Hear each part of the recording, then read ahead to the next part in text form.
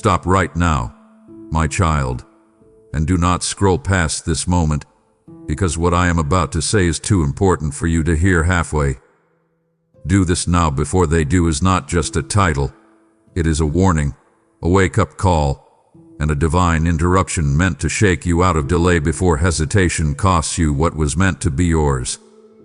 I need you to stay with me until the very end, because every word that follows is going to uncover what you have been avoiding, expose what has been stealing your momentum, and show you the step you can no longer afford to postpone. Listen closely, lean in, and do not let distraction pull you away, because this message is carrying urgency with your name on it. If you walk away too soon, you may miss the very instruction that was meant to protect your moment and push you into motion. My child, I need you to stop for a moment and truly hear me, because what is happening around you right now is not small, and it is not something you can keep pushing aside as if it will simply wait for you forever. You have been sensing that something is shifting. Deep down, you already know it.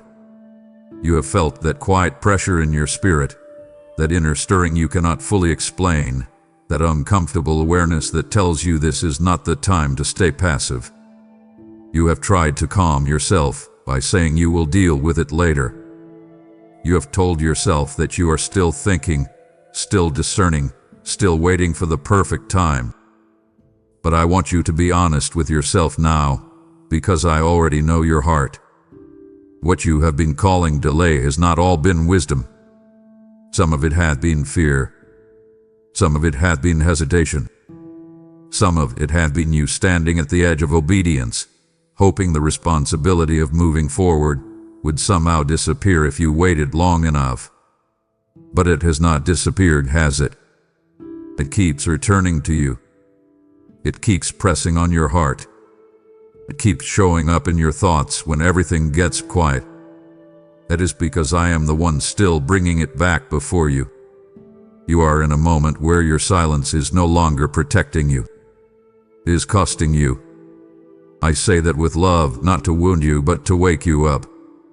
There are seasons when I ask you to wait, and those seasons are holy. There are seasons when I keep you hidden, and those seasons are necessary. But this is not that kind of season. This is not the time to keep shrinking back while pretending you are still preparing. This is not the time to sit in comfort while what I placed in your hands remains untouched.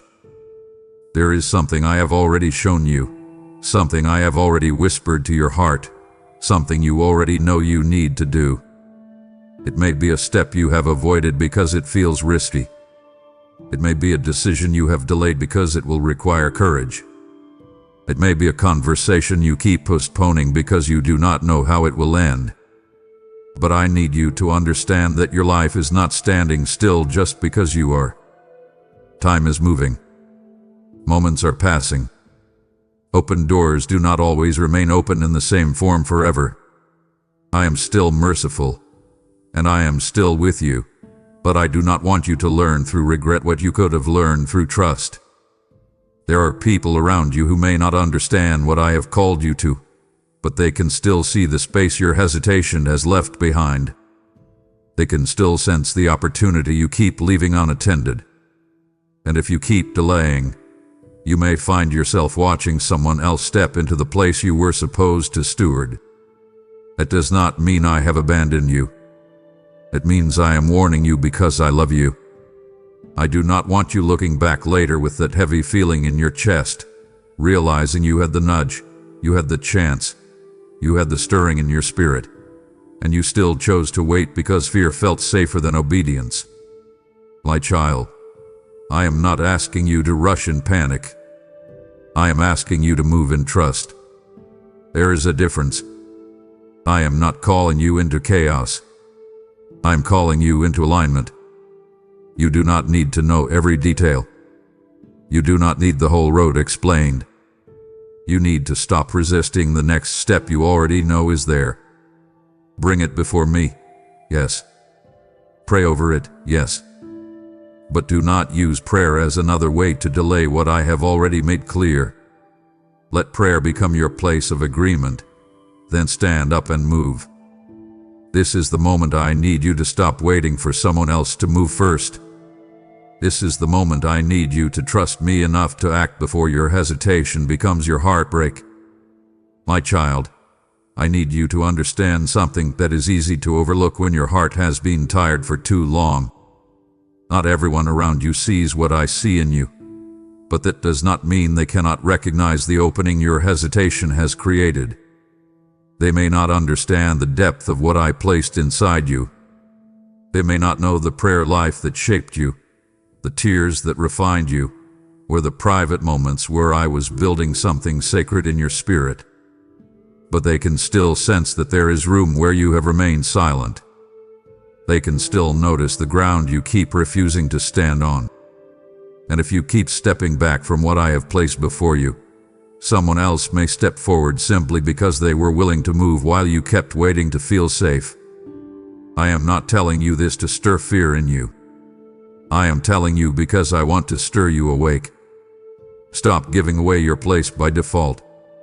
Stop leaving what I entrusted to you unattended. Look at what is in front of you with clear eyes. Face it. Name it. Bring it before me honestly. Then take hold of it. You have spent so much time asking whether you are ready, but readiness is not always the question you should be asking. Sometimes the better question is whether you are willing to trust me enough to begin. You have been measuring yourself by how confident you feel, and that has kept you circling the same mountain. Confidence is not the door, my child. Obedience is. There are things I gave you that were never meant to sit untouched while you kept analyzing every possible outcome. There is a word you need to speak. There is a move you need to make. There is a decision that has already lingered too long in your hands. Stop holding it like a burden and start treating it like an assignment. I am with you in it. I have not left you alone to figure it out. But I will not let you keep calling delay discernment when your spirit already knows the difference. Come closer to me. Quiet the noise. Ask me plainly, Father, what have I left unclaimed because I was afraid? Then listen, because you already know where I will point. This is why I am asking you now to move, with holy courage. Do not rush into chaos, but do not hide behind caution either. Stand up in faith. Reach for what I have shown you. If it is the message, send it. If it is the conversation, begin it. If it is the opportunity, pursue it. If it is the boundary, set it. If it is the door, knock on it while it is still open. I want you to stop acting like your absence has no cost. It does. Your silence leaves space. Your delay creates distance. Your fear can become an invitation for interference. But your obedience changes the atmosphere. Your yes shifts the story. Your movement tells the enemy that you are no longer available for the old cycle. So breathe, steady your heart, and take the next step. Do not leave your place empty any longer. What I placed in your hands still carries purpose, and I am calling you to steward it now. My beloved child, I want to speak to you with tenderness here, because I know you have been trying to convince yourself that you are simply being careful, wise, and patient. I know you have wanted to believe that your delay is spiritual maturity. You have said to yourself that you are still discerning, still listening, still waiting for confirmation. But I want you to sit with me for a moment and be completely honest, because I already know the truth beneath the surface. Some of what you have been calling waiting has not been waiting at all. It has been fear wearing the clothes of wisdom. It hath been hesitation dressed up in spiritual language so you would not have to admit how deeply this next step scares you. And I do not say that to shame you. I say it because I love you enough to name what hath been quietly controlling you. You have wanted certainty before obedience. You have wanted a full picture before taking a single step. You have wanted to feel calm before doing the very thing that would bring the peace you are looking for. But that is not how trust often works with me. Sometimes the peace you crave is not found before the step. Sometimes it meets you in the middle of it. You already know what keeps returning to your heart. You already know what thought keeps rising when the room gets quiet and the distractions fade. That is not random. That is not pressure from your own imagination. That is me continuing to bring your attention back to what matters. You can only push something down for so long before your spirit starts feeling the strain of resisting it. That is why you have felt restless. That is why the tension has stayed. That is why even your attempts to move on from it have not worked. I have been patient with you, but I do not want you living in endless hesitation when I created you for movement.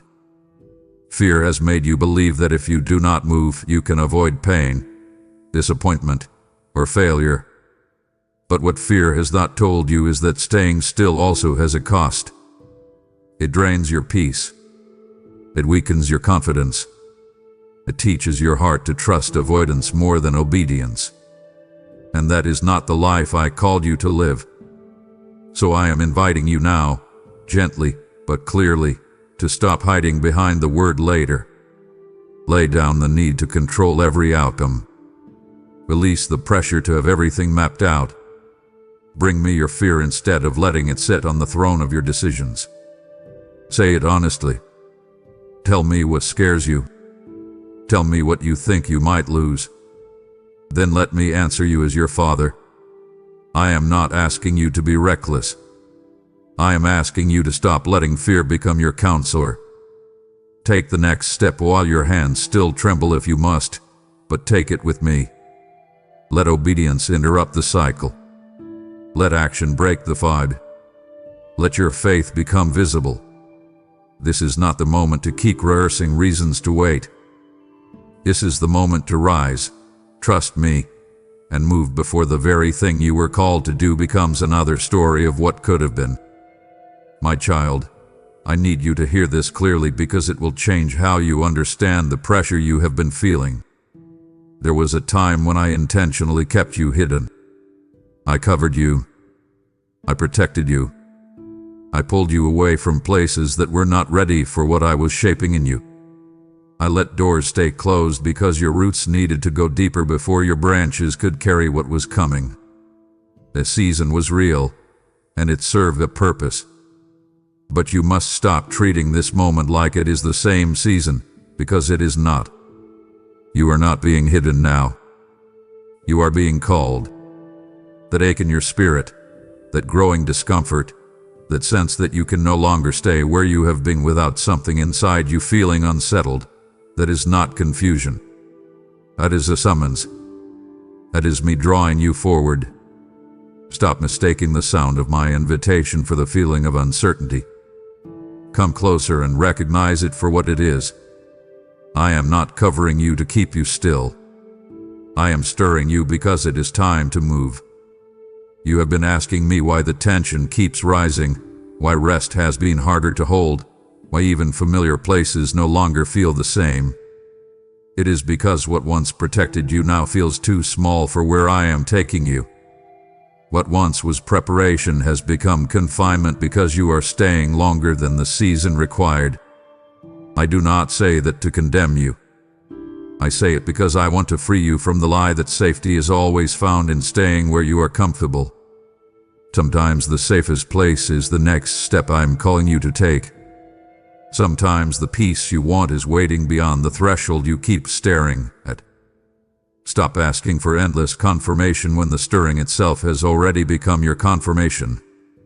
I have not been vague with you. I have been patient.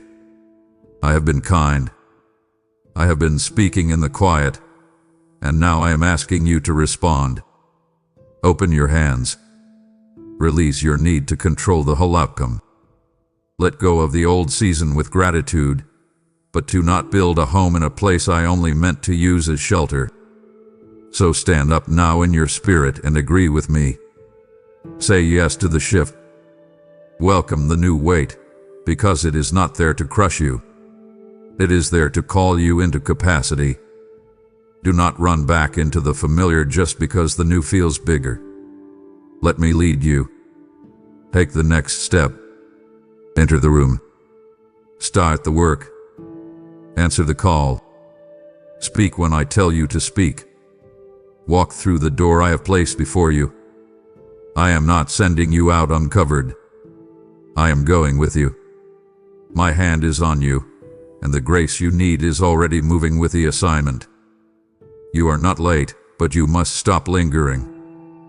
This is not the season to remain tucked away. This is the season to rise, to respond, and to trust that what I built in secret was always meant to live in the open. You feel the stirring, and you know this is not the hour to remain still. So hear me now. As I call you out of hiding, I also call you into partnership. For what I am releasing through this message is not meant to stop with you. When you sow into this work, you become a carrier of my voice, sending light into places where darkness has been unchallenged. I have said, "Give, and it shall be given unto you, pressed down, shaken together, and running over." And I speak that over you even now.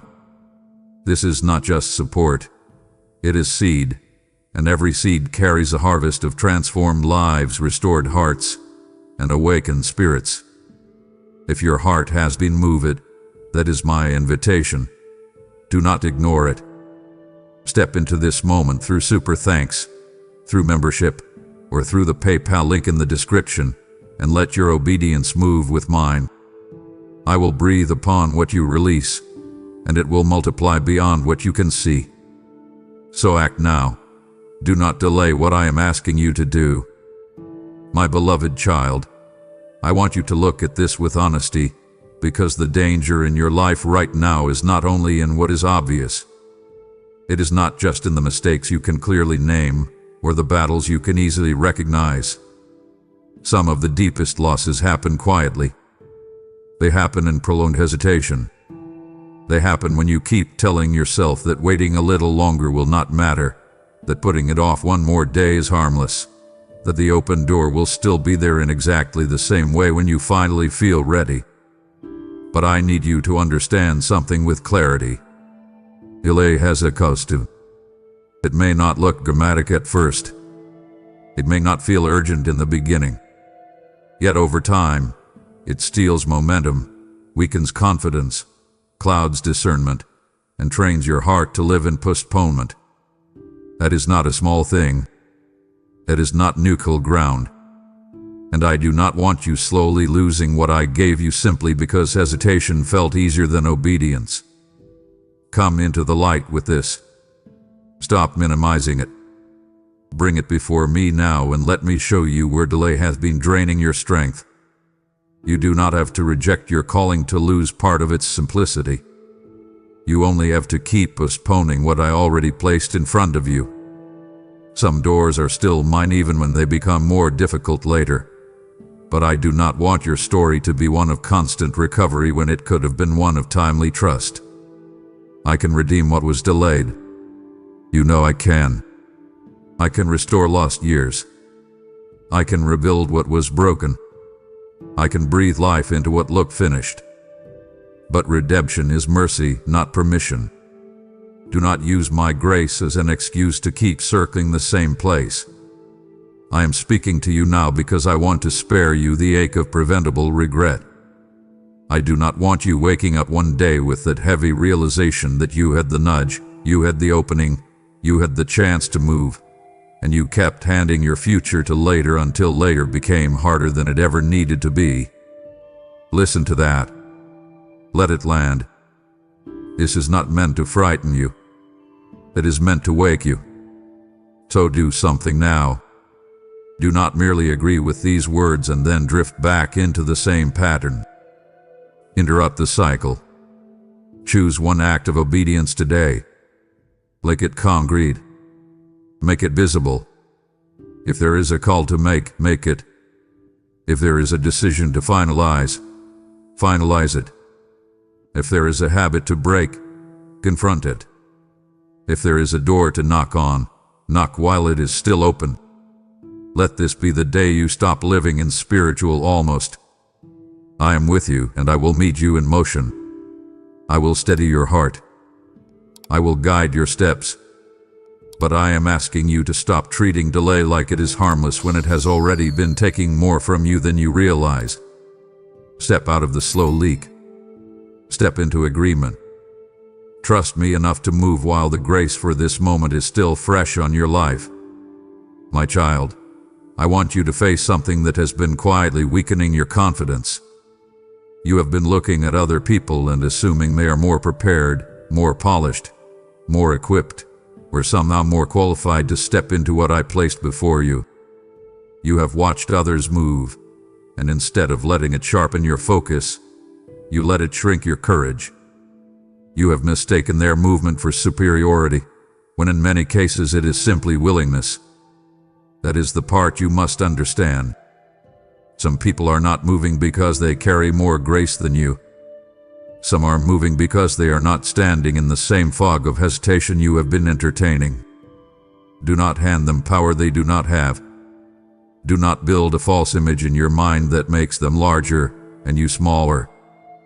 Come back to me and see yourself rightly. I did not ask you to compare. I asked you to obey.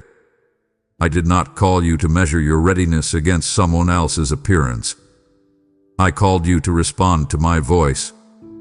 So stop staring sideways. Lift your eyes. Return your attention to what I told you, not to what they are doing. The enemy loves this kind of distraction because it feels so reasonable. He whispers that you should wait until you feel stronger, smarter, more certain, more secure. He convinces you that your hesitation is humility, when it is really fear that has learned how to sound responsible. Meanwhile, the space in front of you remains open, and your confidence continues to leak out one drop at a time. I want you to interrupt that pattern today. Do not let another person's boldness become your excuse for silence. Do not let someone else's pace define your obedience. What I gave you has your fingerprint on it.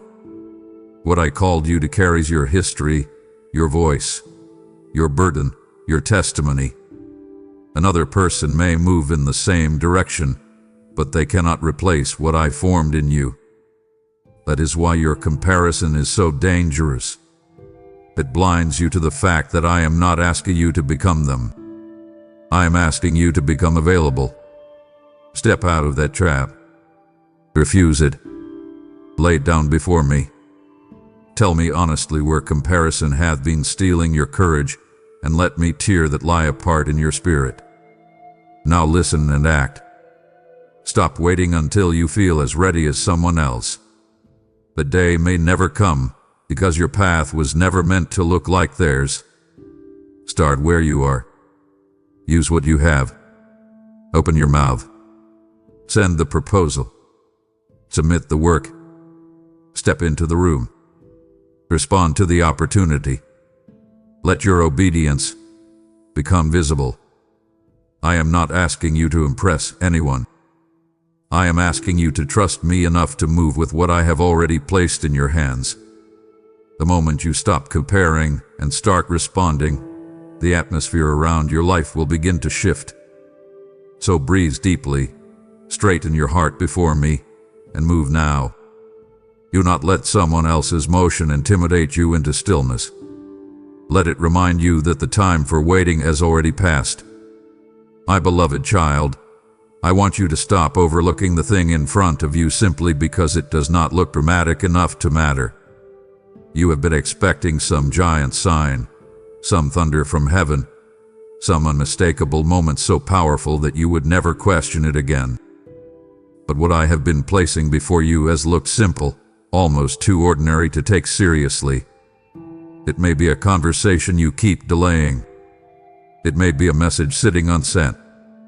It may be a habit I have asked you to break, a door I have told you to knock on, a truth I have asked you to speak, or a quiet act of obedience that feels almost unimpressive in your own eyes. Yet I need you to understand this clearly. Some of the biggest turning points in your life will not arrive wrapped in spectacle. They will arrive in the form of a simple yes. They will come disguised as a practical step, a brave sentence, a moment where you choose obedience over comfort. Stop waiting for what is loud while ignoring what is clear. Come close and let me show you the weight hidden inside what looks small. You have been telling yourself that because the next step seems ordinary, it cannot possibly carry the breakthrough you have been praying for. But that is not how I often work with you. I do not always begin with the mountain moving. Sometimes I begin with your hand reaching. I do not always start with the miracle in full view. Sometimes I begin with your agreement in a moment that seems almost too simple to notice. This is where many people miss me. They want the grand gesture, but they resist the humble action. They pray for transformation, but they postpone the practical obedience that opens the door to it. I do not want that for you. I want you awake. I want you alert. I want you sensitive enough to recognize that what looks small can still carry heaven's fingerprint. That heaviness you feel around this seemingly simple step is not an accident. The resistance around it is not random. Sometimes the enemy presses hardest around the thing that seems smallest because he knows how much can change once you finally obey. Do not dismiss what I am highlighting. Look again. Stay with it. Bring it before me and ask, Father, what if this simple step is the hinge that swings the whole door? To act on it now. Do not wait for it to become bigger before you respect it. Honor the nudge while it is still gentle. If I told you to speak, then speak. If I told you to reach out, then reach out. If I told you to stop something, then stop it. If I told you to begin, then begin. Let your obedience be practical, immediate, and real. I am inviting you into a moment that may look ordinary on the surface but is carrying uncommon weight in the spirit. Trust me with the small door. Trust me with the quiet step. Trust me with a little move that feels almost too simple to matter. What you call small may be the seed of the very shift you have been begging me to bring. So stop overlooking it. Take it seriously. Receive it as sacred. Then move, my child, because I am already waiting for you on the other side of that step. My child, I need you to understand something that will change the way you pray, the way you move, and the way you respond to what I place in your spirit. My promises were never meant to make you passive. When I speak to you, when I stir something inside you, when I place a burden, an idea, a warning, or an assignment in your heart, I am not simply informing you about what I plan to do someday. I am inviting you into partnership with me. You have been asking me to move, and I have been asking you to respond. You have been praying for the door to open, but some doors are already unlocked and waiting for your hand to turn the knob. You have been waiting for a miracle to appear in full form, while I have been waiting for your agreement to become action. I do not say this to correct you harshly. I say it because I love you, and I do not want you trapped in the painful place where you keep expecting harvest without ever planting the seed I already placed in your hand. Come close to me and let this settle in your spirit. What I promised you still stands, but your obedience is part of how you walk into it. There are things only I can do. You know that. I can open when no one can shut. I can make a way where there seems to be no way. I can protect you from what you never saw coming. I can breathe life into dry places and restore what looked permanently lost.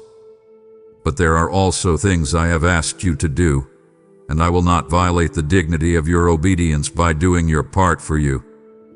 If I put the words in your mouth, then speak them. If I place the conviction in your heart, then act on it. If I highlighted the step, then take it. Stop calling inaction trust. Stop using "I'm waiting on God" as a hiding place when I have already been waiting on your yes. Some of the frustration you have felt has not come from me being silent. It has come from you resisting what I already made clear. And because I love you, I am saying it plainly now. Your breakthrough may not be behind another prayer alone.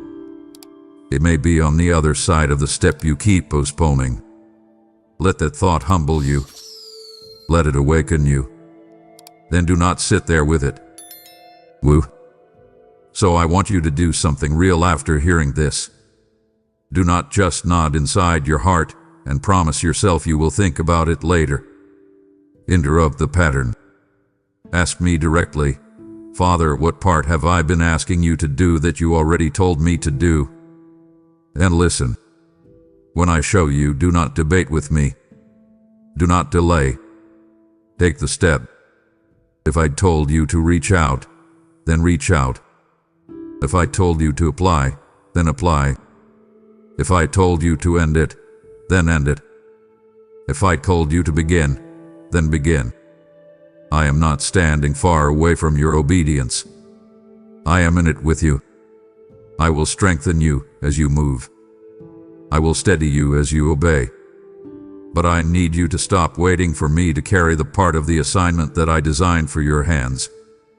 Trust me enough to move, and you will discover that what felt impossible from a distance begins to change the moment you finally say yes with your actions. You have heard me say, stop waiting for me to do your part, and this is one of those moments where your action matters. I have placed resources in your hands not just for yourself, but as seed to advance my work across the earth. When you give, you are not losing. You are planting into fertile ground where my word is spreading like fire. Remember, I said, as long as the earth remains, seed time and harvest will not cease, and I am watching what you choose to sow in this moment. Let your giving become your agreement with me, your step of obedience made visible. Through your super thanks, your membership, or your offering via PayPal in the description, you help carry this message to souls who are waiting for truth. This is not small. It is eternal impact. I see your heart, and I will honor your faith with provision, protection, and increase. Now move, do your part and sow the seed I have placed in your hand. My beloved child, I want to speak gently to the place in you that has been quietly trembling, because I know exactly why you have delayed. It is not always laziness. It is not always rebellion. In many moments it has simply been fear. You have been afraid that if you move, and it does not work, it will confirm the worst thoughts you have secretly carried about yourself. You have feared rejection, embarrassment, failure, disappointment, and that deep private ache of trying again only to feel exposed. I know that fear. I have watched it sit beside you in the silence. I have seen it whisper when you were almost ready to move. I have watched it convince you that staying still would protect you from pain.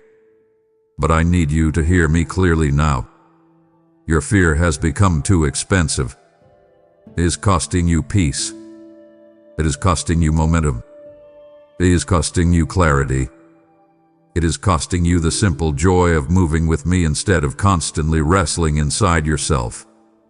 And I do not want you to keep paying the price while calling it caution. Come to me with your fear. Stop hiding it. Stop decorating it with spiritual language. Name it. Bring it into the light. Then let me show you that it has been taking more from you than it ever promised to protect. You have attached too much weight to the outcome of your next step. You have made it feel like this one decision, this one action, this one conversation, this one opportunity must somehow prove your worth, justify your calling, and settle every insecurity at once. But that is not the burden I placed on you. I never asked your next step to carry your entire identity. I only asked it to be an act of trust. You are making it heavier than it needs to be, and that pressure is part of what keeps you frozen. Listen to me carefully. Your obedience is success before results ever arrive. If I told you to move and you move, You have already stepped into victory in a way the world may not even understand. I can redirect movement. I can reshape plans. I can close what you'd close and open what you'd open. But it is much harder to lead a heart that keeps choosing paralysis over trust. Fear wants you motionless because motionless people rarely see what I am ready to show them. Do not give fear that kind of authority over your future. It has spoken long enough. So I am asking you now, not tomorrow, not after one more round of overthinking, but now, to loosen your grip on the outcome and place your trust back in me. Stop trying to guarantee what only I can govern. Take the next step with trembly hands if you must, but take it. Send it. Say it. Start it. End it. Answer it. Step into it. Let your faith become visible in the place where fear has tried to keep you hidden. I am not asking you to be fearless. I am asking you to stop letting fear make your decisions. Invite me into that exact place. Let me steady your heart. Let me breathe peace into your chest. Then move while the grace is on you. You are not too fragile for this moment. You are not too late. You are not too broken to obey. Your fear has already taken enough. Do not let it steal one more day from the life I have been calling you to live. My child, I need you to understand that what I placed in your life was never meant to sit abandoned while you kept waiting for the perfect emotional moment to claim it. There are things I entrusted to you that are not small, even if they look ordinary on the surface. There are words you should have spoken by now. There are decisions you should have made by now. There are boundaries you should have established, opportunities you should have pursued, and places where your silence has already lasted longer than it was ever supposed to.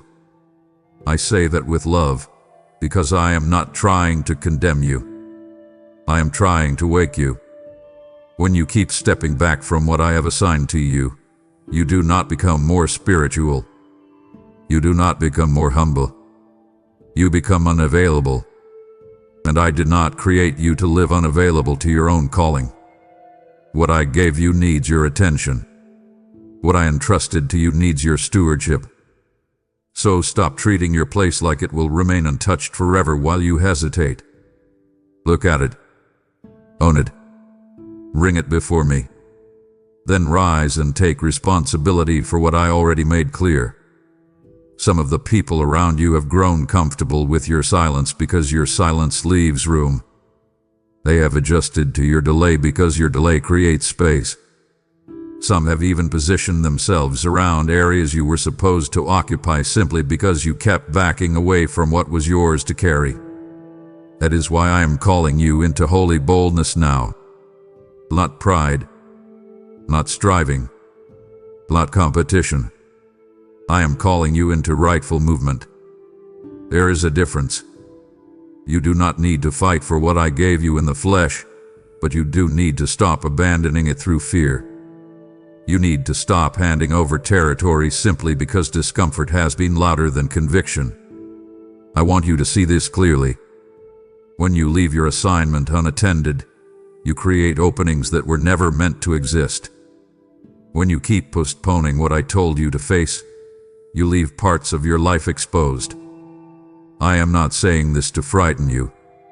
I am saying it because I want to protect you from the ache of realizing too late that what felt like caution was actually costly. Do not let that happen. Come back to your place. Stand in it. Let your spirit settle there again. So I am inviting you now to make your obedience visible. Stop only thinking about what needs to change. Start acting on it. If there is a truth you need to speak, say it. If there is a boundary you need to set it. If there is a responsibility you need to reclaim it. If there is a dream you have left sitting in the dark, pick it up and bring it back into the light. Do not keep walking around what I asked you to face. Step into it. Put your hand on it. Let your yes become practical. I am with you in the claiming, in the confronting, in the stewarding, in the rebuilding. But I need you to stop treating your assignment like it belongs to a future version of you. It belongs to you now. This is your moment to stop leaving your place unattended. Come forward. Stand where I told you to stand. And trust me enough to remain there. My beloved child, I want to speak directly to the part of you that keeps whispering, "I'll do it tomorrow." You have leaned on that word for longer than you realize. Tomorrow has felt gentle, reasonable, and safe. Tomorrow has sounded like wisdom because it gave you relief without requiring obedience. Tomorrow let you feel like you had not fully said no, while still allowing you to remain exactly where you were. But I need you to hear me clearly now. Tomorrow is not the refuge you think it is. Sometimes tomorrow becomes the most dangerous place in your life because it keeps you in permanent postponement. It offers comfort in the moment while quietly stealing the power of now. You have told yourself that you will be more ready later, more stable later, more confident later, more healed later, more certain later. But what if the strength you are waiting for is hidden inside the step you keep avoiding? What if the confidence you want is not waiting for you in the future, but waiting to be built in the act of obedience you keep delaying? Come close and let this settle deep in your heart. The peace you are trying to protect may actually be on the other side of the thing you keep putting off. The enemy loves tomorrow because it sounds harmless. He does not always need to push you into obvious destruction. Sometimes he only needs to keep you spiritually almost ready, almost surrendered, almost obedient, almost moving. And that quiet almost can waste years if you are not careful. I do not want that for you. I do not want your life becoming a hallway full of almost open doors, almost spoken truths, almost healed places, almost begun assignments. You were not made for almost. You were made for agreement. You were made for movement. You were made to walk with me in living, breathing trust. That means there will be moments when you move before every feeling lines up. That means there will be moments when you take a step without the luxury of complete emotional certainty. That is not recklessness. That is faith growing muscles. That is trust becoming real. Stop asking tomorrow to carry what today was designed to hold. Stop handing your obedience to a future moment that may only feel easier because it has not yet asked anything of you. So I want you to do something simple and strong right now. Refuse the delay. Interrupt the old pattern. When you hear yourself reaching for tomorrow again, stop and ask, what can I obey today? Make it specific. Make it real. Then do it. Send it today. Decide today. Pray with intention today. Start today. Speak today. Step today. Let today become the day you break agreement with the lie that later is always better. I am not rushing you into panic. I am inviting you into present trust. There is grace for this day, not just for the imagined version of you that exists in your mind. I am here now. My strength is here now. My peace is here now. My wisdom is here now. So take my hand in this moment and move with me now. Do not keep bowing to tomorrow when I am calling you in the power of today.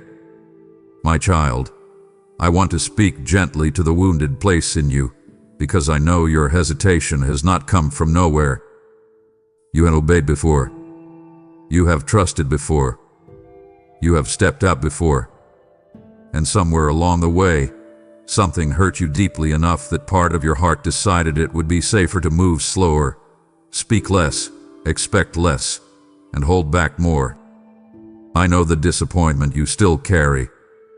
I know the sting of reaching and being rejected, of trying and feeling embarrassed, of opening your heart and being met with silence, resistance, or pain. I was there when it happened. I saw the moment your confidence tightened. I saw the walls go up brick by brick.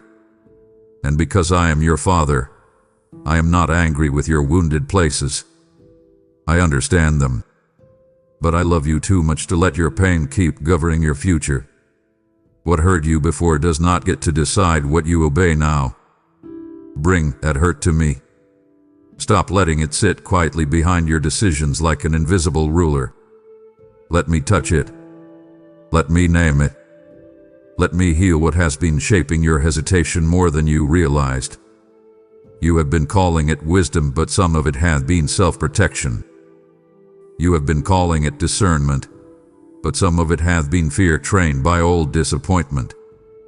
You have built a careful system around your heart, and I understand why. You did not want to be caught off guard again. You did not want to feel exposed again. You did not want to move towards something only to watch it fall apart in your hands. But listen to me closely. Protection can become prison when it stays too long. What once helped you survive can quietly start suffocating what I am trying to grow. I did not heal you so you could become unreachable. I did not carry you through those hard seasons so you would spend the rest of your life bowing to what once broke your trust. I want more for you than guarded survival. I want you to live awake, open, and responsive to my voice again. That does not mean being careless. It means letting me father you in motion instead of trying to keep yourself safe by never fully moving. Invite me into that place. Ask me where pain has become policy in your life. Let me show you, and do not look away when I do. So I am asking you now to stop making permanent decisions based on temporary wounds. Lay down the armor you no longer need. Release the agreement you made with fear after the last disappointment. If there is a door I am calling you toward, do not let old pain vote on whether you obey. If there is a conversation I am asking you to have, do not let yesterday's wound write today's response. Come to me. Breathe. Open your hands. Say, Father, heal what still makes me hesitate. Then move with me. Take the step. Speak the truth. Reach again. Trust again. Not because people are perfect, not because outcomes are guaranteed, but because I am still with you, and I know how to guard your heart while leading you forward. You are not called to live frozen by what happened before. You are called to walk with me now, and I am strong enough to hold you while you do. You are stepping beyond the grip of past pain, and now I am inviting you into a new expression of trust. Do not let what once hurt you keep you from sowing into what I am building now. Giving is not weakness. It is faith in motion, a declaration that your future will not be governed by fear. I have said, those who sow in tears shall reap in joy, and I am turning even your past wounds into fertile ground for blessing. As you release, I release healing, restoration, and increase flowing back into your life like a river that cannot be contained. This message you carry must reach others still bound by what you are breaking free from. So partner with me through super thanks, through membership, or through the PayPal link in the description, and let your seed speak louder than your past. I will guard what you entrust to me and multiply it for my glory. Now trust again, give, and step forward without hesitation. My beloved child, I need you to stop dismissing the restlessness you have been feeling as if it means nothing. You have noticed it, even if you have not fully admitted it. There are moments when everything looks fine on the outside, yet something inside you still feels unsettled. You have tried to distract yourself. You have tried to normalize it. You have told yourself that maybe you are just tired, overwhelmed, or emotionally worn down. Sometimes that is true, but not always. Sometimes that unrest is not a sign that something is wrong around you. Sometimes it is a sign that something is being ignored within you. There is a difference, and I want you to recognize it. That tension in your spirit, that inner pressure, that sense that you cannot fully relax even when you try, may be the sound of misalignment.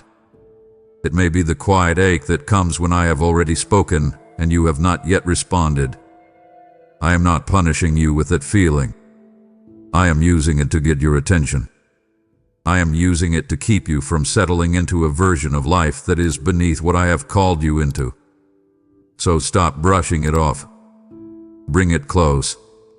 Sit with me in it. Ask me what it is trying to reveal. You have asked me to remove the pressure, but some of that pressure is mercy. It is not there to crush you. It is there to wake you. It is there to keep you from becoming too comfortable in delay.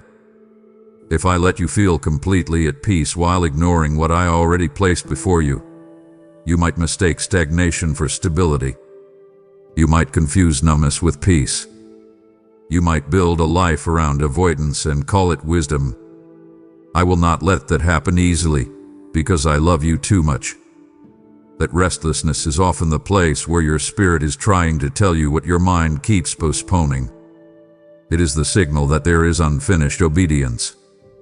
It is the tug that says something is overdue.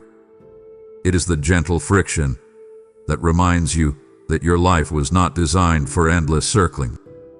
Do not resent it. Respect it. Lean into it with honesty. Ask me plainly, Father, what am I still resisting? And when the answer rises, do not argue with it. Do not decorate it. Do not delay it again. Let the discomfort lead you into clarity instead of sending you deeper into distraction. Now I want you to do something brave and simple. Stop asking only for relief. Start asking for alignment. Stop trying to silence the tension without understanding its message. Sit before me. Be still. Listen carefully. Let me show you the exact place where your spirit and your actions have drifted apart. Then close that gap. If there is something unfinished, finish it. If there is a step you have avoided, take it.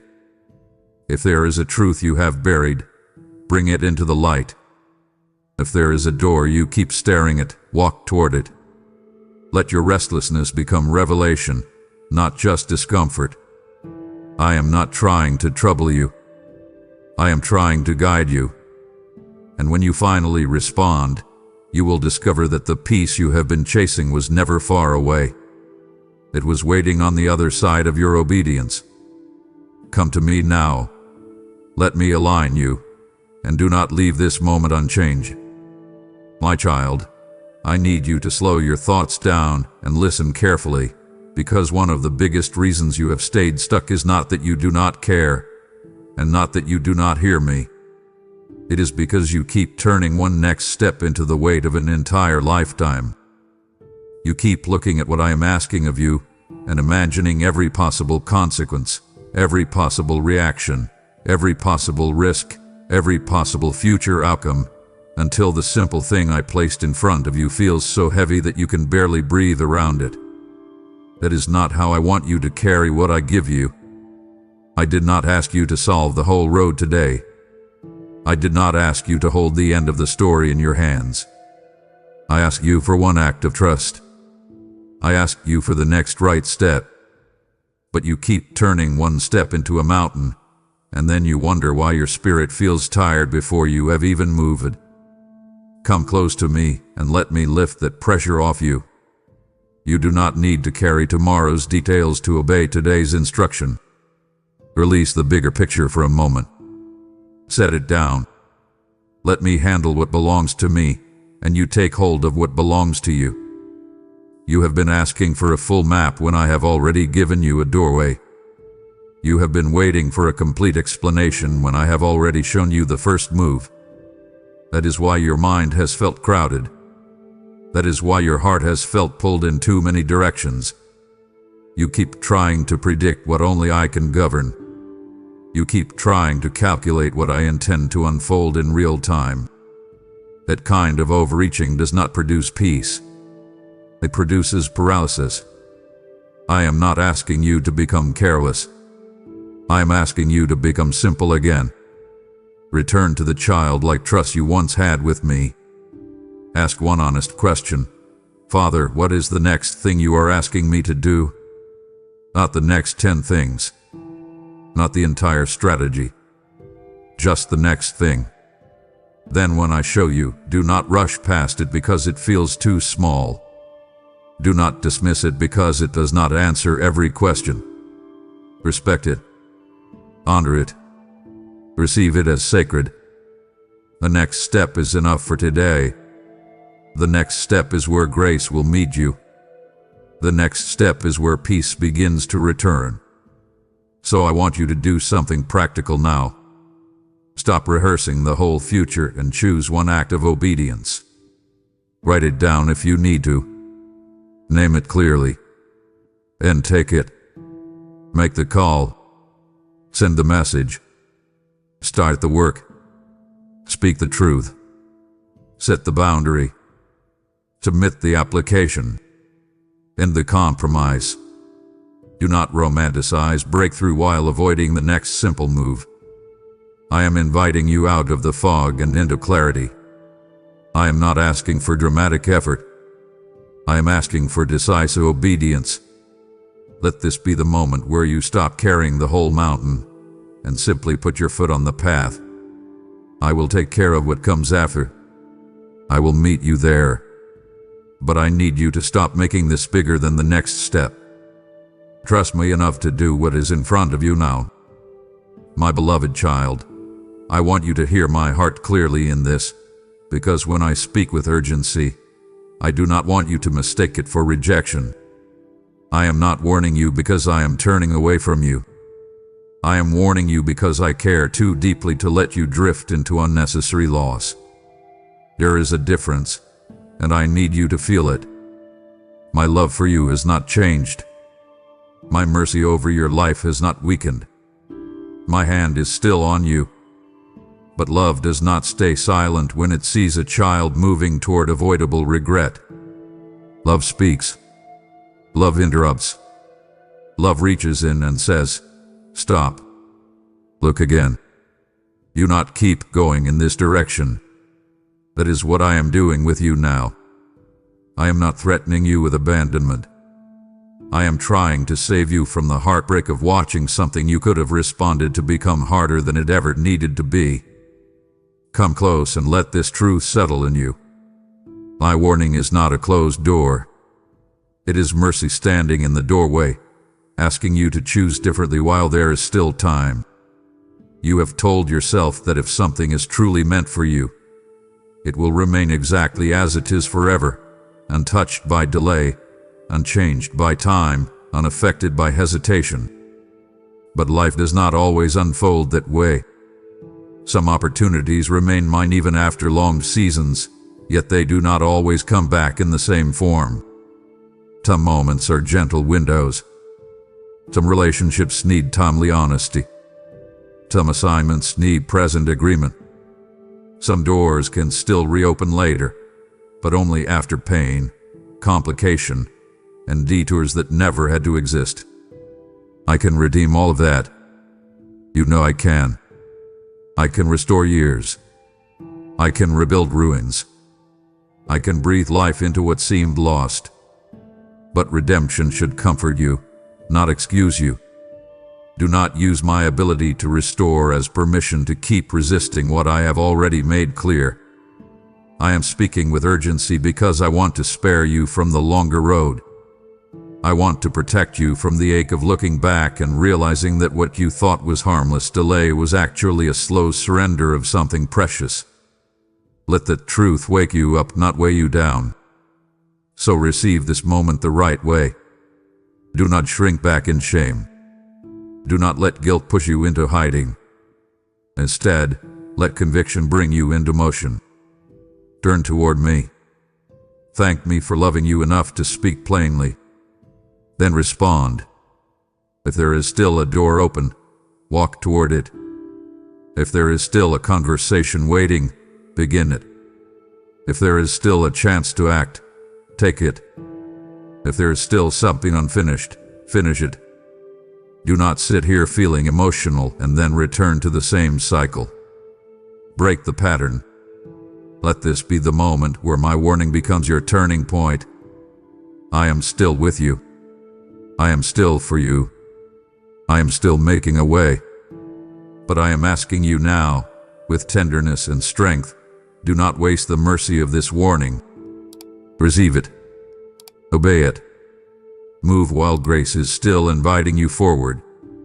My child, I need you to recognize what has been happening around your mind and your spirit, because not every struggle arrives looking like an obvious attack. Sometimes the enemy does not come at you with something dramatic. Sometimes he comes like fog. He comes through confusion that seems harmless at first. He comes through emotional heaviness that makes simple things feel strangely difficult. He comes through endless second-guessing, through scattered thoughts, through sudden fatigue right when you are about to do what I asked you to do.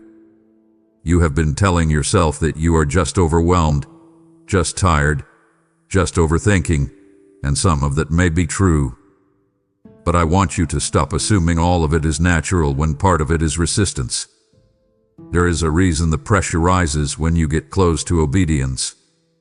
There is a reason the task feels heavier when it matters most. There is a reason your clarity gets clouded right when you are near the door. Open your eyes. Pay attention. What you are feeling is not always random. Some of it is warfare designed to keep you circling instead of crossing over.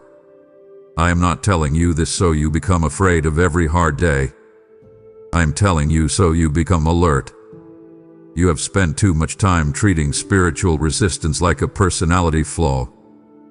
You have blamed yourself for every foggy moment without asking whether something darker was trying to slow your step. The enemy does not always need to destroy the seed if he can keep you from planting it. He does not always need to slam the door shut if he can keep you staring at it until the moment passes. He does not always need to make you fall if he can keep you wandering in indecision long enough to drain your strength. That is why I need you to stop cooperating with confusion. Do not sit under it. Confront it. Bring it into prayer. Call it what it is. Ask me for clean sight, steady thoughts, and a disciplined spirit. Refuse to let the fog become your atmosphere. I have given you authority, and I want you to start using it. Stand up in your spirit. Reject the heaviness that keeps stealing your clarity. Push back against the lie that says you cannot move until everything feels easy. So here is what I want you to do now. Be direct. Be intentional. Pray short prayers, not vague ones. Speak out loud if you need to. Say, Father, clear my mind. Strengthen my spirit. Break the confusion. Show me the next step, and help me obey it. Then act quickly on what I show you before the fog has time to settle again. If the task is simple, do it immediately. If the call is necessary, make it. If the step is clear, take it before doubt begins its whispering again. Do not negotiate with confusion. Do not entertain the heaviness. Do not let spiritual resistance sit at your table like it belongs there. You are not powerless in this. You are not stuck unless you agree to stay stuck. I am with you, and my light is stronger than the fog. So rise now. Shake off what has been clinging to you. Refuse the haze. Walk in clarity, and do not stop at the edge of the breakthrough I am bringing you toward.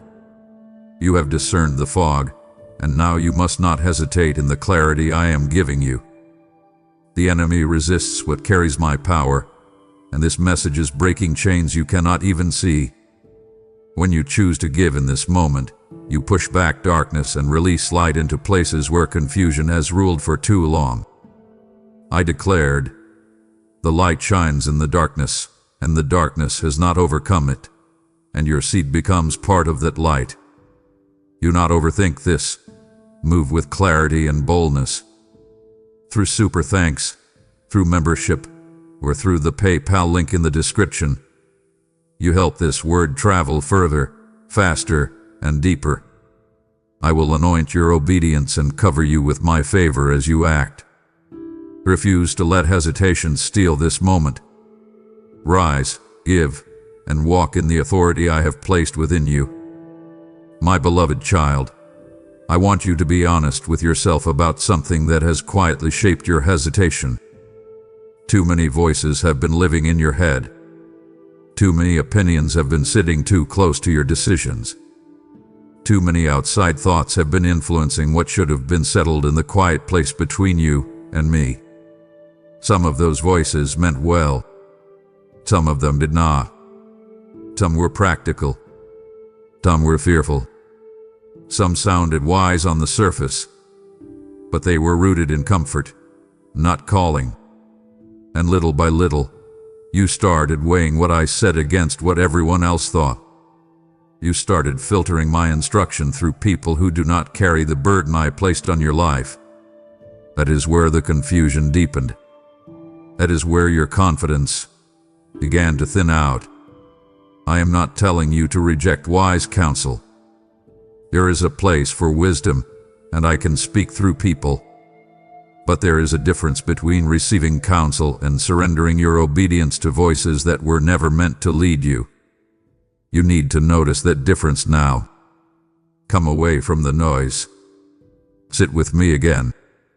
Let my voice become clear enough in your spirit that the other voices lose their power to delay you.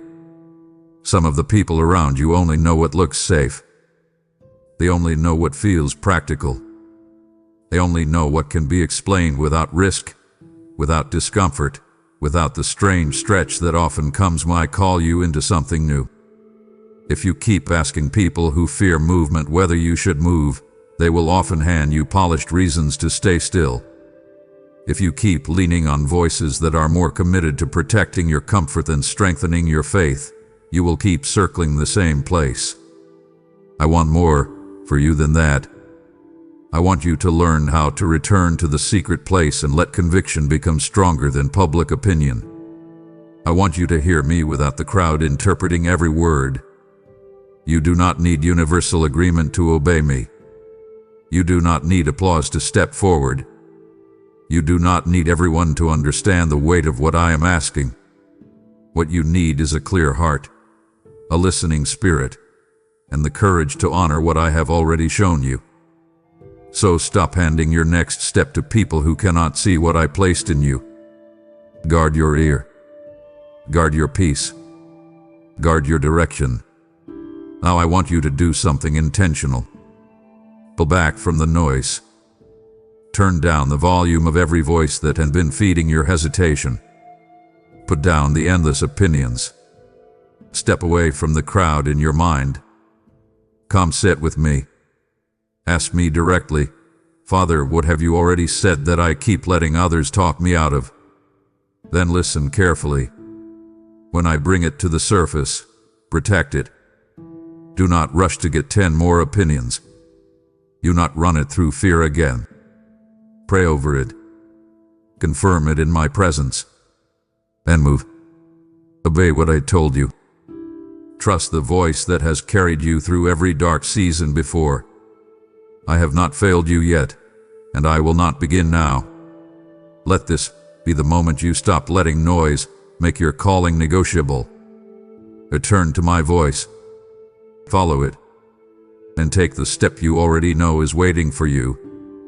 My child, I need you to hear this with clarity, because you have been acting as though the grace you need for this moment will arrive later, when in truth it is already here.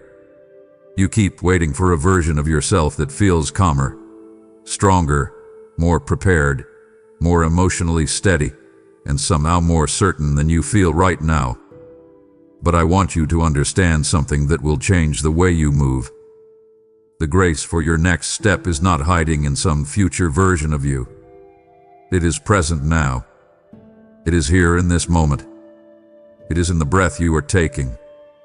It is in the conviction rising in your spirit. It is in the tug that keeps returning. It is in the discomfort that refuses to let you settle. That is not pressure without help. That is invitation with provision. I never call you forward empty-handed. If I am asking you to move, I am already supplying what you need to begin. Stop treating your current moment like it is missing something essential when I am already standing in it with you. Come closer. Feel the truth of that. The strength you need to start is not absent. You have simply been resisting the very grace meant to carry you. You have been caught in a cycle, and I want you to see it for what it is. I have nudged you. You have felt it. You have paused. You have delayed. Then for a brief moment, you felt relief because the decision was postponed. But that relief never lasts, does it? The restlessness returns. The thought comes back. The same nudge rises again. The same tension revisits your heart. That is because postponement is not peace. It is only temporary escape. You have mistaken the silence that follows delay for stability, but it is not. It is only a pause before the unrest comes back stronger.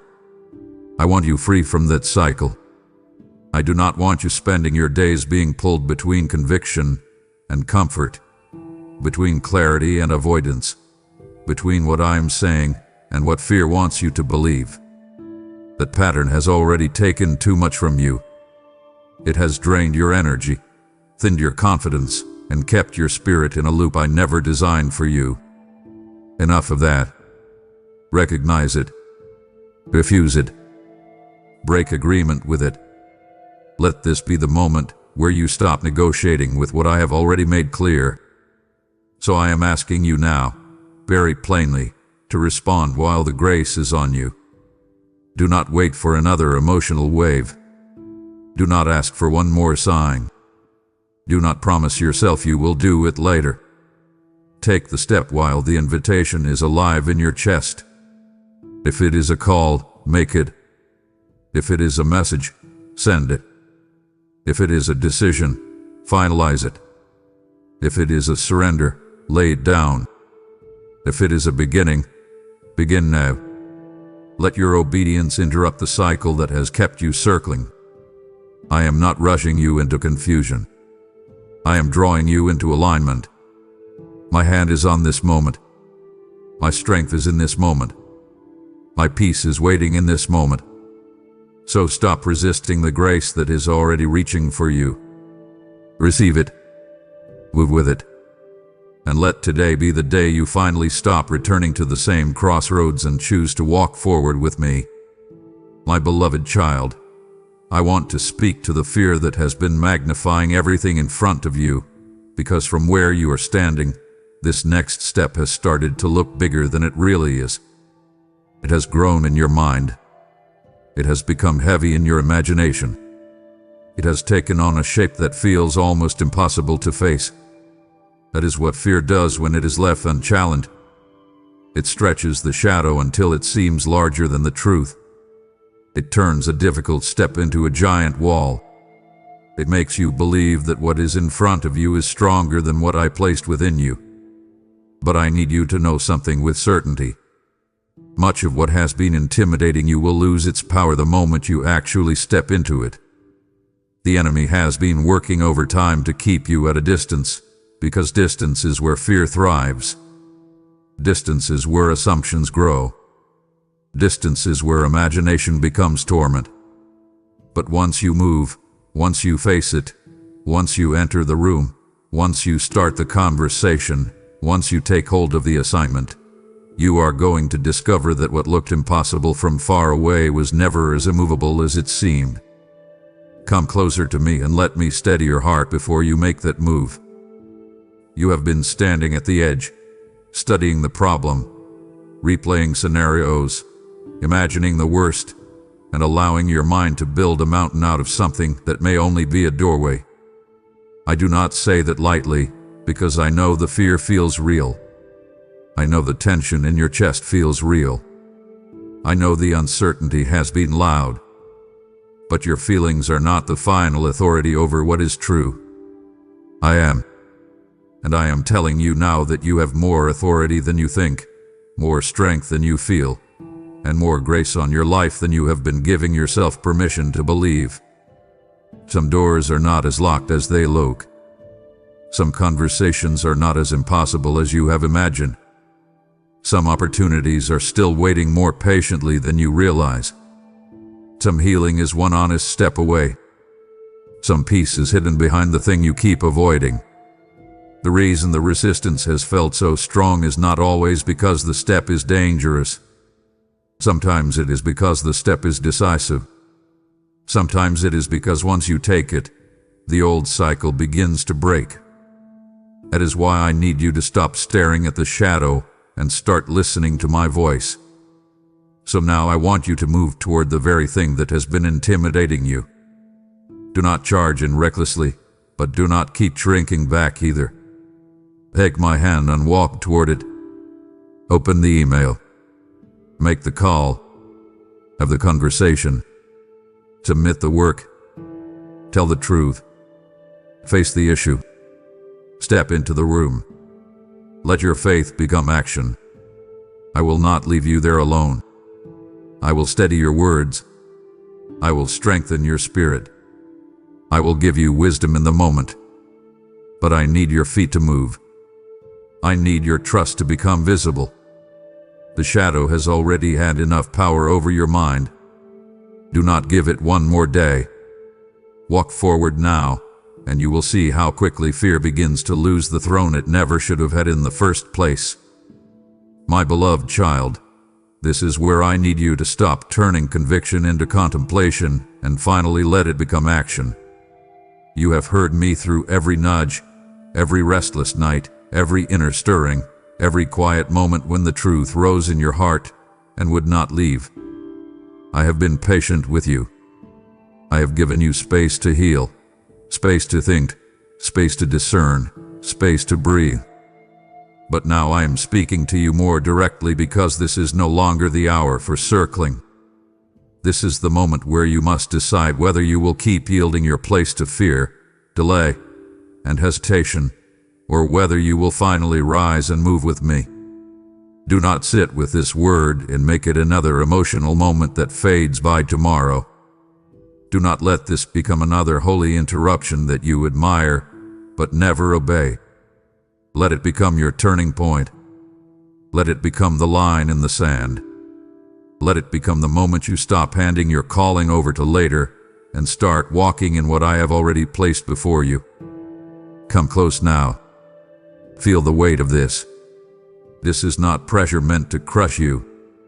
This is invitation meant to awaken you. You already know what I am pointing to. Deep inside, you do not need another explanation. You know the thing you have delayed. You know the step you have rehearsed in your mind but avoided in real life. You know the message, the call, the decision, the boundary, the beginning, the ending, the surrender, the act of courage that keeps returning to you when everything gets quiet. Stop pretending you need more information when what you really need is agreement. Stop asking for one more sign when I have been speaking to you all along. You have stood at this edge long enough. You have let fear sit in places it never belonged. You have let tomorrow borrow strength from today. You have let hesitation speak louder than trust. But that season can end here if you let it. Not someday. Here. Now. I am not asking you to become fearless in an instant. I am asking you to stop letting fear be your shepherd. I am asking you to let your trust become visible. I am asking you to choose movement while the grace for this moment is still warm on your life. The window is open. The way is before you. The next step is clearer than you have admitted. So I want you to respond now in a way that your spirit can feel. Do not just agree with me in your thoughts. Make it real. Get still. Pray. Surrender. Then stand up and do the thing you already know I have been asking of you. Send it. Say it. End it. Begin it. Confront it. Release it. Apply for it. Walk away from it. Step toward it. Whatever it is, Do not let another day pass with your obedience sitting in theory while your life keeps moving around it. I am with you in this very moment. My hand is on you. My wisdom is available. My peace is ready to meet you in motion. And when you obey, you will look back and realize this was not just another message. This was the moment everything began to change because you finally stopped waiting for the perfect feeling and chose to move with me before the opportunity slipped through your hands. This is the moment. Do not let it pass as just another stirring that fades with time. You said you were ready to move, and now I am placing action before you. When you give into this mission, you are stepping into alignment with what I am doing right now across the earth. I have spoken. Honor me with your substance, and your barns will be filled with plenty, and I am faithful to my word. This is not just generosity. It is agreement. It is obedience. It is movement before the moment slips away. Through your super thanks, your membership, or your offering through the PayPal link in the description, you help send this message to those who are standing at their own turning point. I will multiply what you release and surround you with my provision and peace. Do not wait for another feeling. Act on what you already know.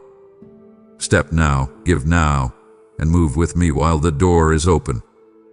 Before you go, I want you to seal this moment with your faith. Do not let this word pass through your heart and leave no mark. If you know I am calling you to move now, then comment "I will do it now" before they do, and make that your declaration before heaven. Let those words become your line in the sand, your bold step, your holy yes. And if this message found you right on time, right, I will not miss my moment, because what I placed in your hands was never meant to slip away. But understand this, my child, declarations mean nothing if your heart remains distant from my voice. I did not bring you here simply to stir your emotions for a moment and then leave you unchanged. I am calling you deeper now, beyond the surface words, beyond the outward response, into the hidden places of your heart that no one else sees. Because behind your smile, behind your routines, behind the strength you try to show everyone around you, there is a weariness you have carried in silence for far too long. I have seen every restless morning, every anxious thought that rushed through your mind before the day even began, and every burden you tried to handle alone. So before you move forward, be still with me for a moment, because I need you to hear what I am about to say very clearly. My child, listen to me carefully. I am speaking right to you, whispering directly into your heart. You wake up, and before your feet even touch the cold floor, the heavy weight drops onto your chest. Do you feel that tight knot in your stomach? A sudden rush of panic about the day ahead? That is not from me. Let us undo that knot together right now. The fear of the future, the crushing pressure at your job, the unspoken tensions in your family, and that quiet, aching feeling of being completely overlooked. I see every single bit of it. I know exactly how exhausted you are. You are running a race with no finish line, trying so hard to hold everything together on your own. Stop right now. Pause. Take a deep, slow breath. Let it out slowly. I am here with you. I am asking you to meet me in the quiet, secret place, long before the loud noise of the world begins. Give me the very first moments of your morning. Before you look at your phone, before you answer a single email, before you let the news tell you how to feel, listen to my voice.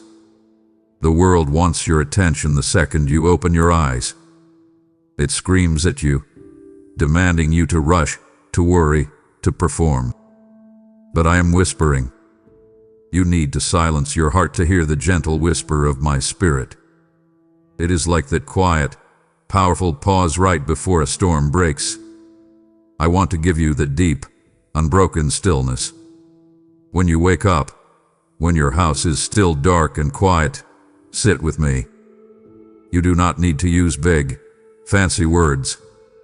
Just sit with your cup of coffee in the quiet room and say, "Father, I am here. Lead me." Lay your heavy burdens down right now at the altar of my unchanging grace. You are carrying things I never, ever asked you to carry.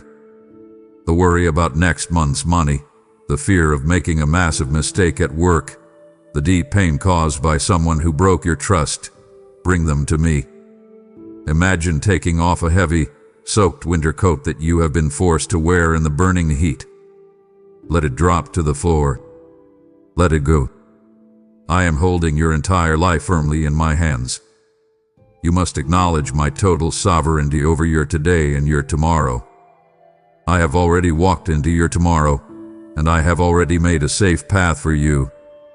You do not have to figure everything out right this second. You just have to hold my hand today. Receive my peace right now. It is a real, tangible peace that surpasses all earthly understanding. It is like the deep, steady breath you take before you face a massive challenge, knowing you are completely protected. It is a peace that makes absolutely no sense to the frantic world around you. Your friends might wonder how you stay so remarkably calm when everything seems to be falling apart. Tell them it is because your Father is holding the solid ground you stand on. I want to pour this beautiful peace into your mind, washing away the toxic thoughts, the endless worries, and the loud, angry doubts. Open your hands right now, wherever you are sitting or standing. Open them up wide. This is how you physically receive. I am placing my solid, unshakable peace directly into your open hands. Consecrate your first fruits of time to me, for I am the master of time. When you give me your first few minutes, I will multiply the rest of your hours. Do not tell me you are too busy. You make time for what matters, and you matter deeply to me. We will replace your frantic rushing with a steady, powerful, and confident walk. I have so much to tell you about who you truly are, about the great, magnificent purpose I have placed inside your soul. But you must come to the secret place first. You must shut the door to the outside world. Look into my eyes. You are safe here. You are loved here. And now, step forward into my presence, and let us begin this beautiful day together. My child, stand up right now and listen to me. I see you stepping out your front door every single morning, completely unprotected. You are walking into a world that is harsh, demanding, and constantly trying to pull you down, and you are doing it in your own fragile strength. I feel every time the harsh words of a coworker cut into you. I see the heavy exhaustion you carry when the world demands more than you can possibly give. You do not have to fight this daily battle naked and defenseless. I have a very real, very powerful armor of light prepared specifically for you. I command you to put it on today. Do not step out into the chaos without it. First, I need you to fasten the belt of truth tightly around your waist. Every single day, the father of lies whispers into your ear. He tells you that you are a total failure. He tells you that you are an imposter, that you are not smart enough, not attractive enough, and that you will never truly succeed. Do you hear those whispers when you look in the mirror? Do you feel that heavy guilt for mistakes you made years ago? That is a lie. Wrap my truth around you. My truth says you are fully forgiven, perfectly made, and deeply cherished. Next, secure the breastplate of righteousness firmly over your vulnerable, beating heart.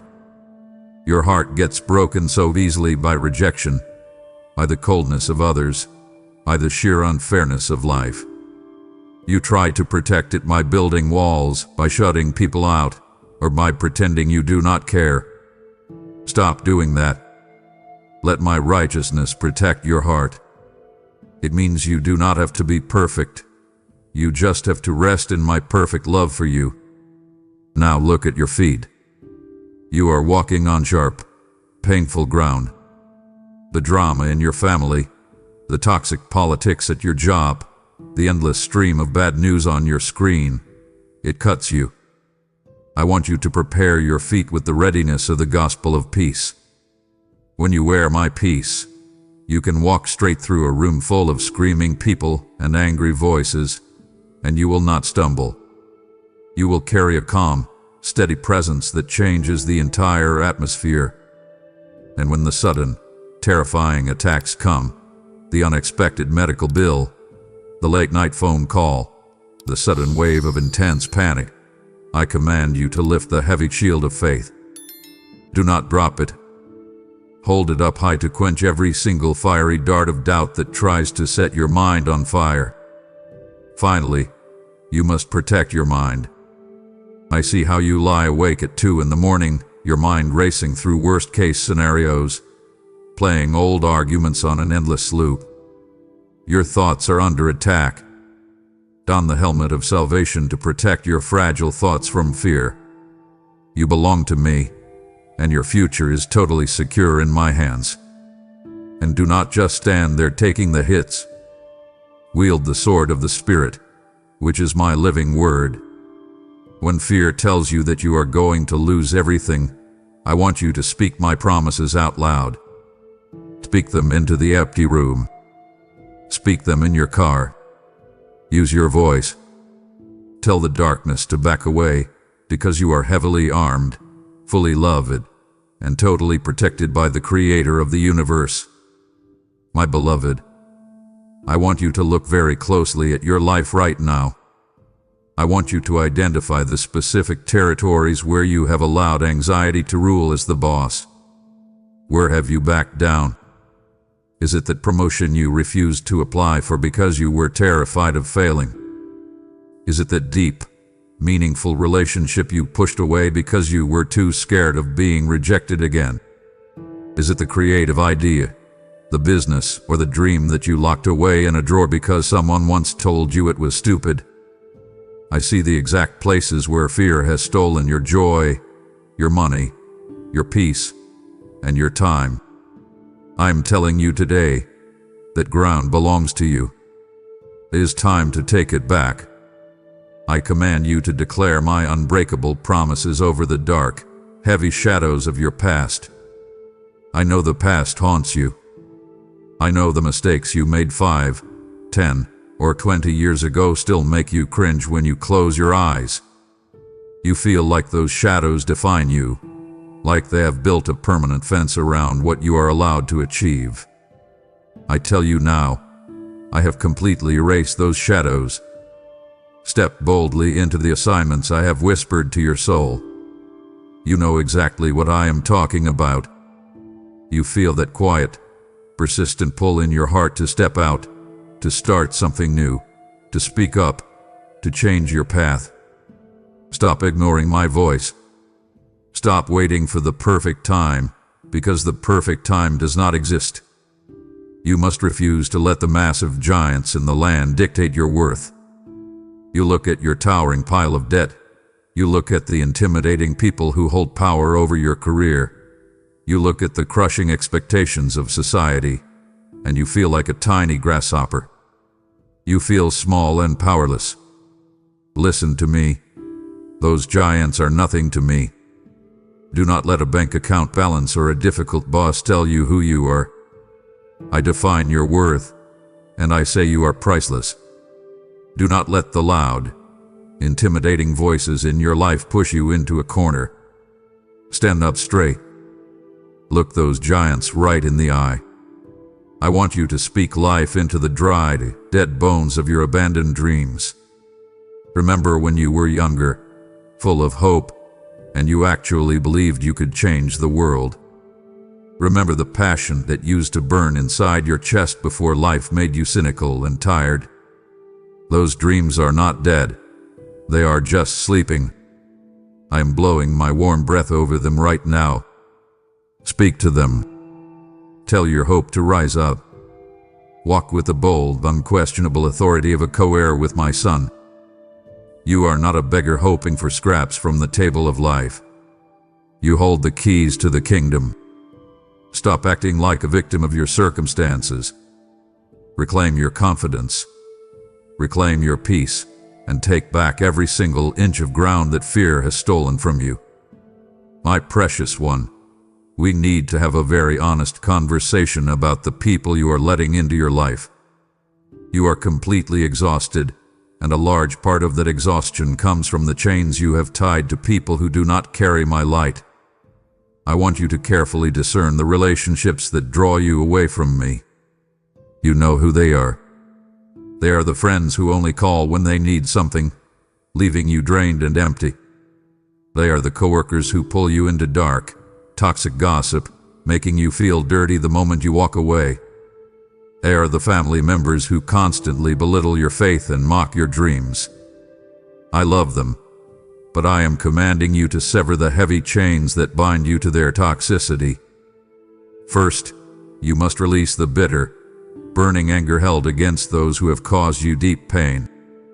I know what they did to you was terribly wrong. I know it was completely unfair. I see the tears you cried in secret because of their betrayal. But holding on to that intense bitterness is like drinking deadly poison and waiting for the other person to die. It is destroying your stomach, your sleep, and your peace.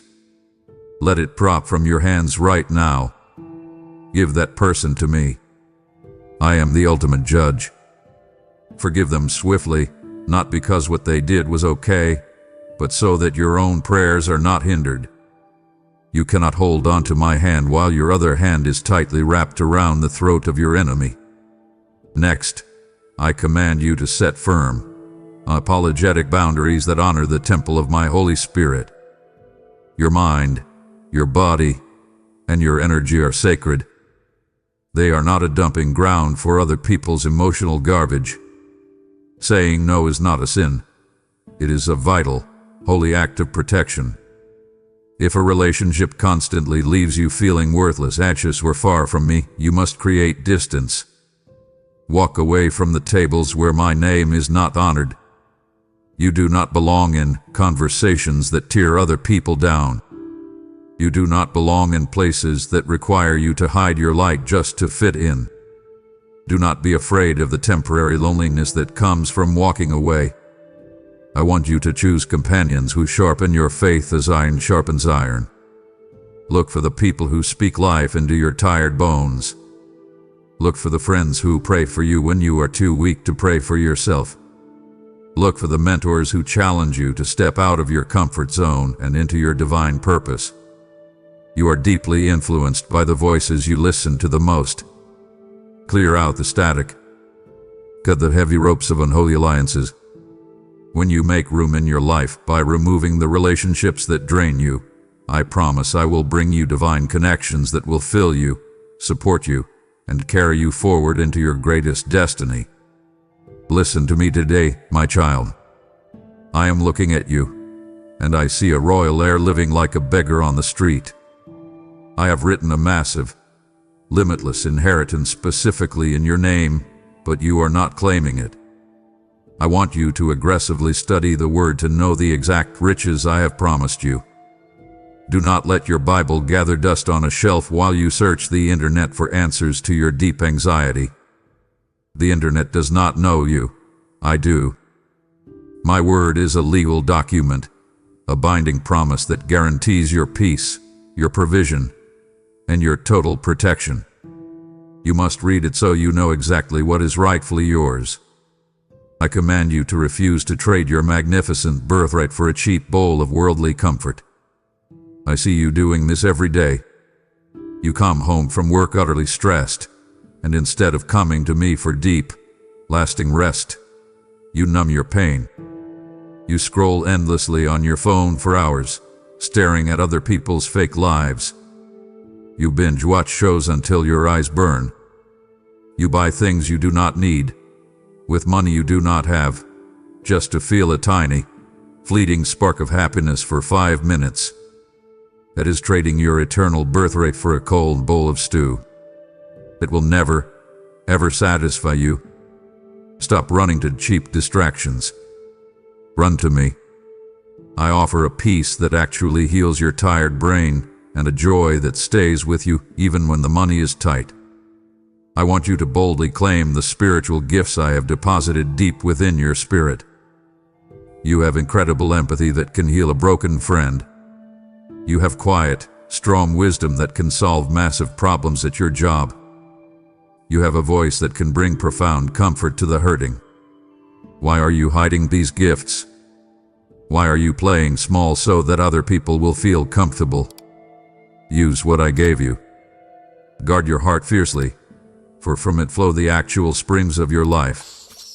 Do not let dark media, angry news, and cynical voices pollute the clear water of your mind. Filter what you watch. Filter what you listen to. Act today with the focused diligence of a faithful steward of my mysteries. Treat your time, your energy, and your mind as highly valuable resources. Stop wasting your days waiting for a magical moment to start living. Walk right now in the solid, unshakable confidence that what I started in you, I will absolutely finish. I do not leave things half done. I have not forgotten about you. I have not abandoned your case. I am working behind the scenes of your life right this very second, setting up connections, moving obstacles, and preparing your table. Secure your inheritance today. Step into your identity.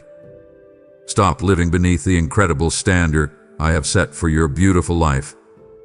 Now that you have secured your spiritual inheritance, I am inviting you to sow a seed that will cause my glory to explode in the lives of the broken. You have the power to transform your temporary currency into eternal impact by supporting this mission through a super thanks with the link I have placed in the description. I have anointed you to be a river of provision, not a stagnant pond, and as you pour out, I will open the windows of heaven to flood your life with a harvest you cannot contain. It is written that as you give, it shall be given back to you, pressed down, shaken together, and running over into your lap.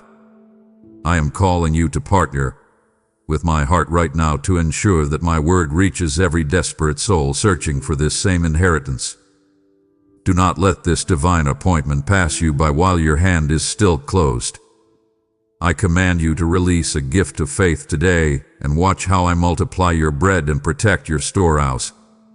My child, do not turn away now, for my heart would be deeply grieved to see you walk back into the cold shadows just as I am beginning to unveil the blueprint of your breakthrough. To stop listening now would be to leave the conversation unfinished and my promises unclaimed, leaving me standing here with a gift in my hands that you were too distracted to receive. I have so much more to reveal to you, and it would break my fatherly heart to see you settle for crumbs when I am preparing a feast for your soul. Stay with me, for your very survival depends on the words I am about to speak. My child, I am sending you out today into a world that is incredibly dark, cynical, and hopelessly selfish. The world tells you to look out only for yourself, to step on anyone to get ahead, and to ignore the suffering of others. I am commanding you to live totally opposite to that. I want you to execute justice with a deeply compassionate heart. Look around your office, your neighborhood, and your grocery store. Stand up for those who have absolutely no voice in the halls of man. Notice the exhausted cashier that everyone else treats like a machine.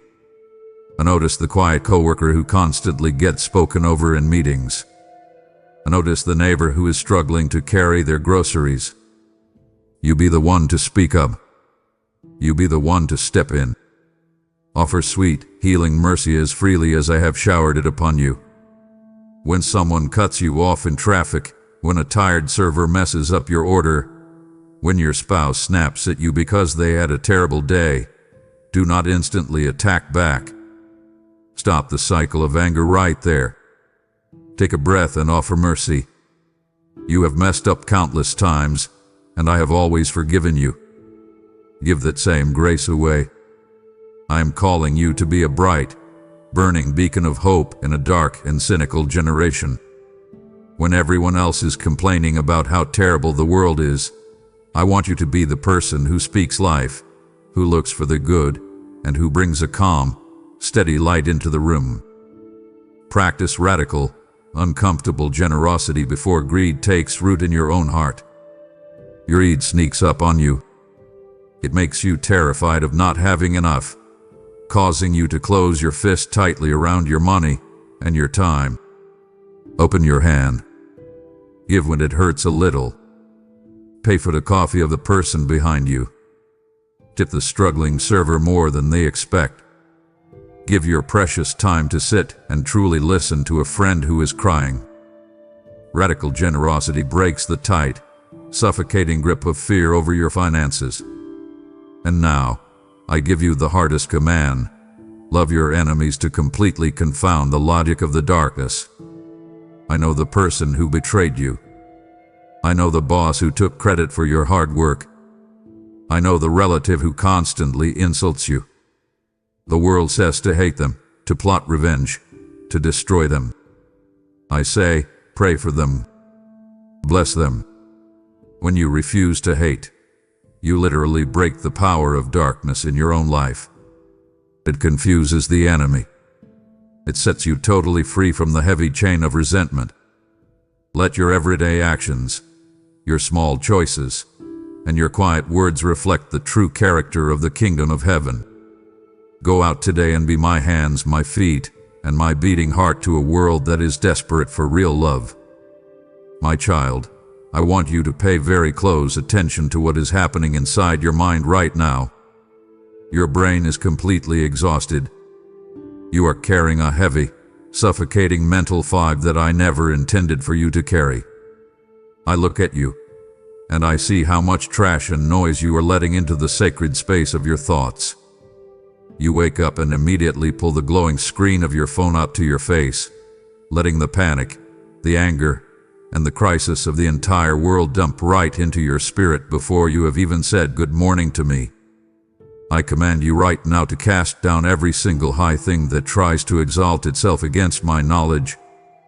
Those loud, screaming anxieties that tell you the world is ending and your life is falling apart. They are lying to you. You must stop giving them the best seat at the table of your mind. I am asking you to rigorously filter the media and the relentless messages that enter your eyes and your ears. You cannot feed your mind a steady diet of fear, violence, toxic gossip, and angry news and then wonder why you feel so incredibly empty and terrified all the time. Think about the late hours you spend sitting on your couch, endlessly scrolling through pictures and videos of strangers. You look at their perfectly edited lives, their shiny cars, and their flawless vacations, and a dark, heavy spirit of comparison begins to crush your chest. You look at your own real, messy, beautiful life, and you feel like a massive failure. I command you to reject that spirit of comparison right this very second. It is a thief that is actively stealing your joy and blinding you to the incredible blessings I have put right in front of you.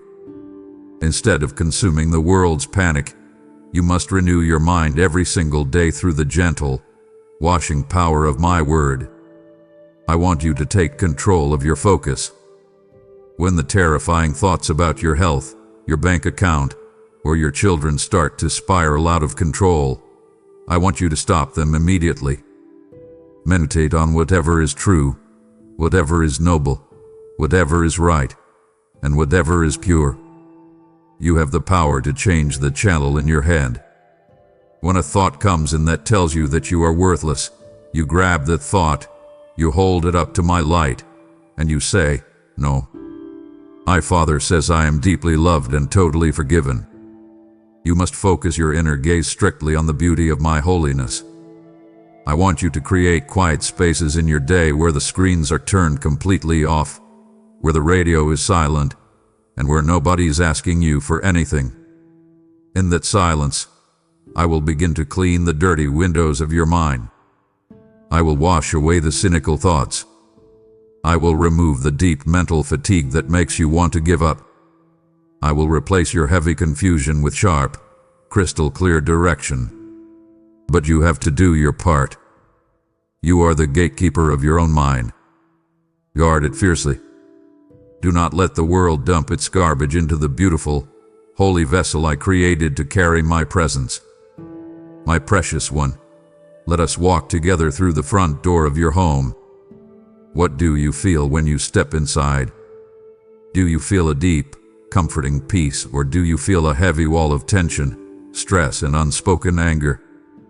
I see the silent ditters. I see the harsh words spoken in frustration after a long, difficult day at work. I see how everyone in your house retreats to their own separate corners, staring at their own separate screens, living completely disconnected lives under the exact same roof. This is not the vision I have for your family. The enemy wants to divide your house. He wants you fighting over small, stupid things so that you forget who you truly are. I command you today to fortify the foundation of your home. First, I want you to spiritually anoint the doors of your dwelling with prayer and genuine worship. You do not have to be a perfect person to do this. You just need to be willing. Before you walk into your house after work, take a deep breath in your car. Leave the heavy stress of your job in the driveway. Pray a simple prayer. Father, let my peace enter this house with me. I want you to teach my statutes to those who walk under your roof, not by preaching long, angry sermons at them, but by living it out right in front of their eyes. Let them see you reading my word. Let them see you forgiving quickly. Let them hear you speaking words of life and encouragement, instead of constant criticism. You must actively nurture a strong spirit of unity that the enemy cannot possibly penetrate. This means you must model the intense, sacrificial love shown by Christ at his church. When your spouse is cranky and tired, do not snap back at them. Serve them. Bring them a glass of water. Speak a soft word. When your children are pushing your absolute last nerve, respond with firm, steady grace instead of explosive anger. I know you are tired. I know you feel like you are doing all the heavy lifting, but I am asking you to be the thermostat of your home, not the thermometer. Do not just react to the temperature of the room. Set the temperature with my love. I want your household to be known as a safe, warm sanctuary of my presence. The world outside your doors is cold, harsh, and totally unforgiving.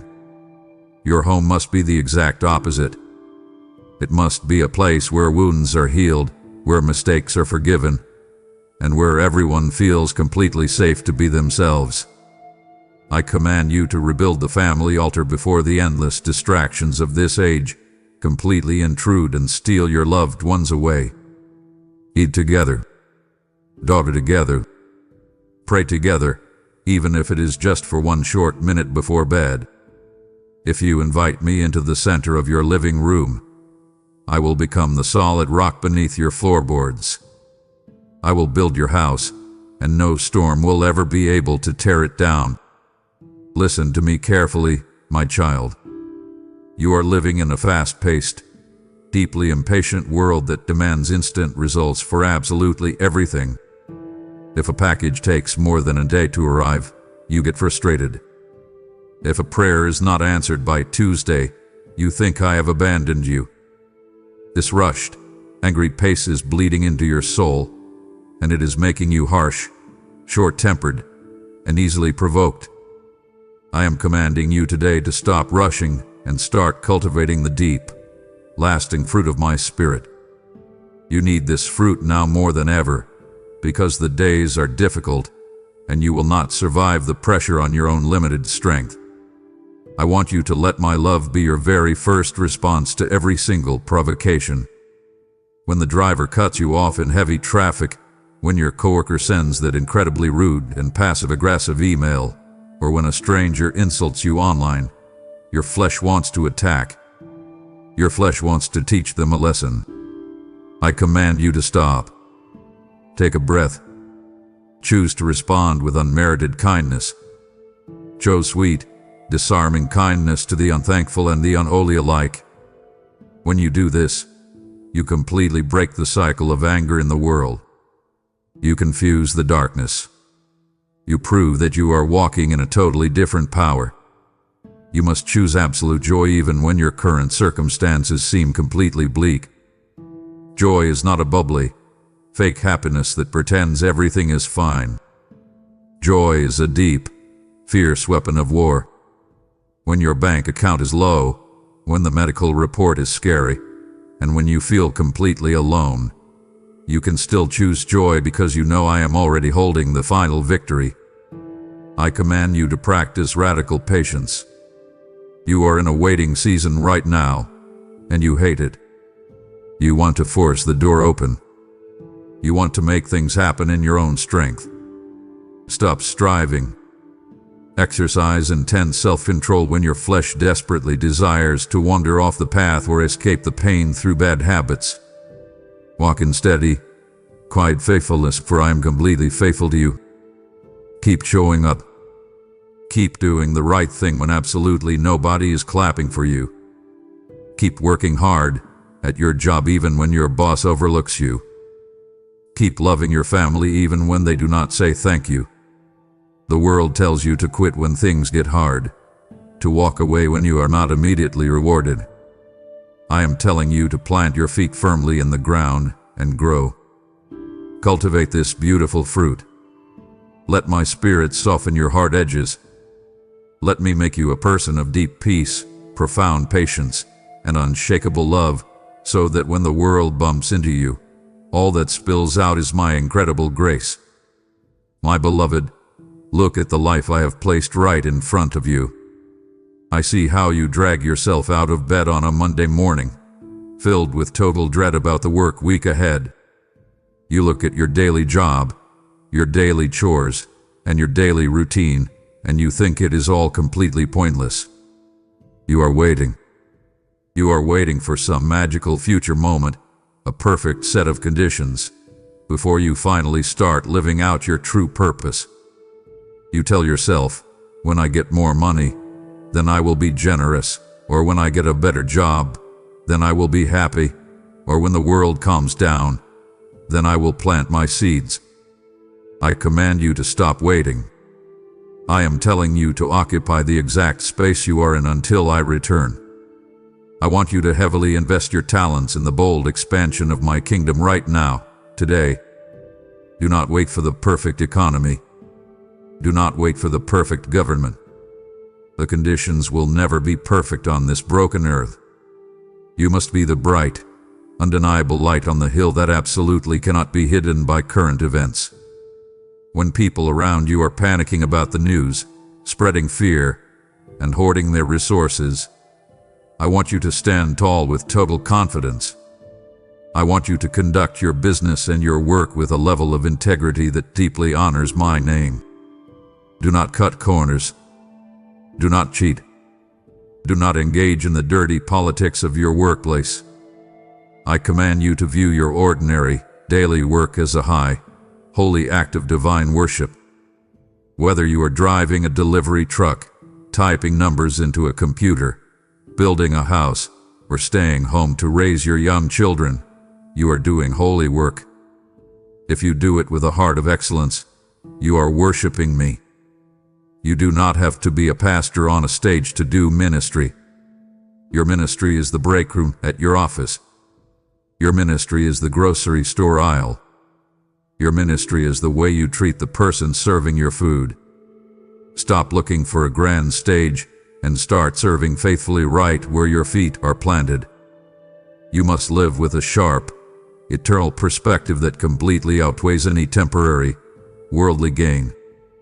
The money you make, the titles you earn, and the applause of men will all fade away into total nothingness. What matters is how you loved, how you gave, and how you represented my heart to a hurting world. Expect things to be difficult, but do not retreat into a shell. Occupy your street. Occupy your workplace. Take up spiritual space. Shine so brightly and work so honestly that the people around you are forced to ask you where your incredible hope comes from. I have positioned you exactly where you are for such a time as this. And now get to work. As you occupy the ground I have given you, remember that a faithful steward does not just hold territory. They expand the kingdom with fire and passion. I have placed a holy fire within you, and I am asking you to fuel this light so it may burn brightly for the millions still trapped in the shadow of death. Your support through membership or a direct gift is the spiritual oil that keeps this lamp burning across the nations, touching hearts you may never meet until eternity. I will personally watch over your finances and rebuke the devourer for your sake because you have prioritized my business above your own. My promise to you is steadfast. He who sows generously will also reap a magnificent, overflowing bounty that defies the logic of this world. This is your moment to prove your alignment with my purpose and invest in a harvest that will outlive your time on earth. Move now, sow into this fertile ground, and witness the supernatural increase I have reserved for the obedient. Do you hear the urgency in my voice, or will you let the noise of a dying world drown out the one voice that truly loves you? It would disappoint me greatly if you surrendered to fatigue now, turning your back on this sacred encounter just as we are reaching the climax of your transformation. You are standing at the threshold of a new life, and to walk away now would be an act of spiritual negligence that would leave your destiny half-written. Do not abandon this moment. I am pouring my very spirit into you, and I expect you to honor my presence by listening until the end. My child, listen closely to my voice, because there is another voice that has been talking to you for far too long, and it is time to shut it down forever. I know exactly what happens when you lay your head on your pillow at night. The room gets quiet, and suddenly, the voice of the accuser starts shouting in your mind. He brings up your past failures. He replays your worst mistakes on a massive, blaring movie screen in your head. He tells you that you are a fake, that you are permanently damaged goods, and that I could never truly love someone who has done the things you have done. You listen to him, and you let a heavy, suffocating blanket of guilt crush the breath right out of your lungs. I command you right now to silence that lying voice. Remember, and etch this deep into your very bones, there is absolutely no condemnation for those who are in Christ. Zero. When I forgave you, I washed your slate completely clean. I do not hold your past against you. So why are you still holding it against yourself? I want you to refuse to listen to the toxic lies about your past failures. When the enemy tries to remind you of your dark past, I command you to remind him of his dark future. You will overcome his loud lies by the powerful blood of the Lamb and by the bold word of your own testimony. You must stand incredibly firm in the unshakable identity I gave you long before the foundation of the world began. You are not defined by your divorce. You are not defined by your bankruptcy. You are not defined by your secret addiction, your worst anger, or your biggest regret. You are defined strictly by my love for you. I call you chosen. I call you holy. I call you completely mine. I want you to aggressively replace your constant, brutal self-criticism with the beautiful truth of my deep, burning affection for you. Stop speaking to yourself like you are an enemy. Stop calling yourself stupid, worthless, or a failure. If I do not speak to you that way, you have no right to speak to yourself that way. I command you to open your mouth today and declare out loud that you are more than a conqueror through him who loves you. You are not a weak, defeated victim limping through life waiting to be crushed again. You are a fully armed, deeply loved child of the Most High God. When the accuser tries to knock on the door of your mind today, do not even open it. Send my word to answer the door. Stand up straight. Kick off the heavy chains of shame. Step out of the dark shadow of guilt and walk squarely into the warm, bright light of my complete and total acceptance. You are forgiven. Now live like it. My child, I want you to look around and pay very close attention to the frantic pace of the society around you. Everyone is running. Everyone is rushing. You feel this intense, crushing pressure every single day. You look at your age. You look at your friends who seem to be succeeding faster than you, and a deep panic grips your chest. You feel like you are rapidly running out of time. You feel like you have been left behind while everyone else is moving forward. I command you to stop looking at the world's broken clock. You are not operating on their timeline. You are operating on mine. I want you to ask me for the divine wisdom to truly understand the specific season you are currently in. You cannot demand a harvest when you are clearly in a season of deep planting. Planting is hard, dirty, invisible work. It feels like nothing is happening. It feels like you are buried in the dark. But you are not buried. You are planted. I command you to strictly distinguish between the loud, terrifying noise of the world and the gentle, steady movement of my spirit. The news, your social media feeds, and the panicked voices around you will constantly tell you that the sky is falling. They want you terrified. They want you reacting out of fear. I want you to watch and pray so that you are not caught unaware by these traps. Do not let the sudden panics of the culture dictate your mood or your financial decisions. I have given you a solid mind. Keep your spiritual lamp trimmed and completely filled with the oil of my presence. When you spend time with me, you gather the oil you need to see clearly in the dark. If you skip our time together, your lamp goes out, and you stumble around blindly, making decisions out of pure exhaustion. You must be completely ready to give a calm, confident account for the hope that lies within you. People are going to look at your life. They are going to see you losing your job, facing sickness, or walking through a massive storm, and they will expect you to fall apart just like they do. When you do not fall apart, when you stand completely still and steady, they will ask you how you do it. I want you to tell them about me. Tell them that your Father holds the actual foundation of the earth. I command you to trust my perfect timing over your panicked rushing. I know exactly when to open the door. If I open it too early, you will not have the character to handle the blessing. If you try to kick the door open yourself, you will only break your foot. Stop striving against the clock. Rest in my schedule. I am never late, and I have absolutely not forgotten the promises I made to you in the dark. Listen to me right now, my beloved. A massive storm is going to come.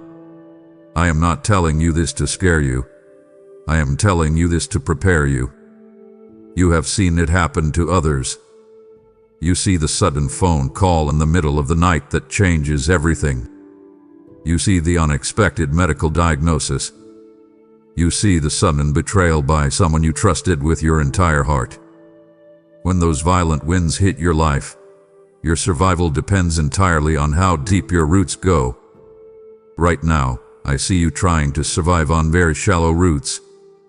You are anchoring your soul in motivational quotes, in fleeting emotional highs, and in the temporary approval of other people. Those things will completely snap in a real storm. I command you to anchor your tired soul deep into the solid bedrock of my unchanging word. I want you to heavily withstand the storms of life by building your entire house on the rock of ages. You cannot build a strong life on the shifting sand of your feelings. Your feelings lie to you every single day. One day you feel like you can conquer the world, and the next day you cannot even get out of bed. Do not trust your temporary feelings. Trust my eternal truth.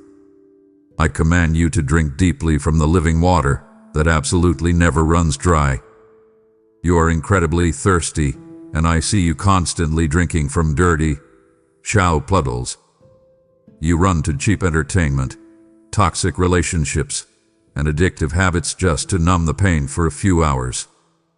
Stop doing that. It is poisoning you. Come to me, and I will give you peace that actually satisfies the deep ache in your chest.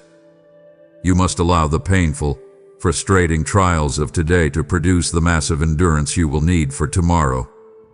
You keep asking me to remove every single obstacle from your path. If I do that, you will remain weak. You will never develop the spiritual muscles required to carry the massive blessing I have for your future. When you face a hard day at work, when you have a difficult conversation with your spouse, do not run away. Lean into it. Let it make you stronger. I command you to absolutely refuse to be tossed to and fro by every single new wind of doctrine or cultural outrage. The world changes its mind every 5 minutes about what is right and what is wrong. You must not move. Stand completely firm. Grow deep, aggressive roots into the solid knowledge of my grace and my character. When the wind blows, you will not even bend. My child, I am asking you to do something that makes absolutely no logical sense to your human mind. I command you to worship me intensely right in the very middle of your most difficult, painful battles. Praise is not just a nice song you sing on Sunday morning when the sun is shining and your bills are totally paid. Praise is a heavy, violent weapon of war. When your bank account is practically empty, when your heart is broken into a million pieces, and when you cannot see a single way out of your current mess, that is the exact moment I want you to lift your hands and speak my goodness into the empty room. This is why it is called a sacrifice. It costs you your pride. It costs you your fleshly desire to sit in the dark and complain. I want you to let thanksgiving be the literal key that forcibly opens the heavy iron gates you have been banging against. You are begging me for a breakthrough, but you are bringing a spirit of intense complaining to my door. Complaining absolutely blinds you to the miracles I am already doing in your life. I command you to sing a completely new song even when your chest feels so heavy with grief that you can barely breathe. You do not need a perfect voice. You just need a willing, shattered heart. When you speak my praise out loud in your car or in your kitchen while you wash the dishes, you literally change the spiritual atmosphere of your entire house. The enemy cannot stand to be in a room where my name is being lifted up by a suffering believer. He will flee. You must aggressively acknowledge my goodness before the actual breakthrough completely manifests. Do not wait for the check to arrive in the mail to say thank you. Do not wait for the doctor to give you the all clear before you declare that I am your healer. Thank me right now, in the dark, in the waiting room, in the middle of the confusing mess. Let your entire life be a living sacrifice, completely holy and acceptable to me. Exalt my name high above every single other name that currently threatens your peace. Exalt my name above the name of your debt. Exalt my name above the name of your depression. Exalt my name above the name of your profound loneliness. Speak my name out loud right now and watch how the heavy shadows begin to rapidly retreat from your mind. Look at me, my precious one. You are completely running on empty fumes. I see the dark circles under your eyes. I feel the intense, vibrating anxiety that courses through your veins from the moment you wake up until you finally collapse into bed. You have bought into the massive lie that your worth is strictly tied to how much you produce, how much you earn, and how much you can hustle. You think that if you stop working, if you stop worrying, the entire world will instantly fall apart. I command you right now to completely cease from your frantic striving. Stop trying to control the universe. You are not the general manager of the world. You are my child. I demand that you trust in my total provision. I want you to firmly find your true, unshakable identity in simply being, rather than constantly doing. You do not have to earn my love by working yourself to the bone. You do not have to perform for me. I loved you before you ever achieved a single thing, and I will love you when you can no longer work at all. You must violently protect the holy rhythm of rest that I have ordained for your fragile soul. I designed your physical body. I know your limits. You are not a machine. I command you to take a day and stop. Turn off the glowing screens. Stop answering the demanding emails. Stop thinking about the massive pile of laundry or the stressful project at work. Give your mind permission to totally shut down. I want you to deliberately reconnect with the natural creation that points directly to my glory. Go outside. Feel the sun on your face. Listen to the wind. I did not rush the creation of the mountains, and I will not rush the healing of your tired soul. Allow my gentle spirit to completely refresh your weary, burned-out mind and your aching body. When you refuse to rest, you are essentially telling me that you do not trust me to handle your life while you sleep. That is pride. Lay down your heavy pride. Lay down your endless to-do lists. Remember, and etch this deep into your heart, I am the exact one who builds the house. Your frantic, panicked labor is absolutely useless if I am not the one directing your steps. Go to sleep tonight knowing I am fully awake and entirely in charge. In this holy moment of rest, I want you to understand that my provision is not a result of your frantic striving, but a fruit of your radical trust in my hand. I am inviting you to celebrate my goodness by planting a seed of gratitude through the PayPal link or super thanks, acknowledging that I am the source of every breath and every breakthrough. When you give into this ministry, you are not just donating. You are building a sanctuary of hope where the weary can find the same rest that has just refreshed your soul.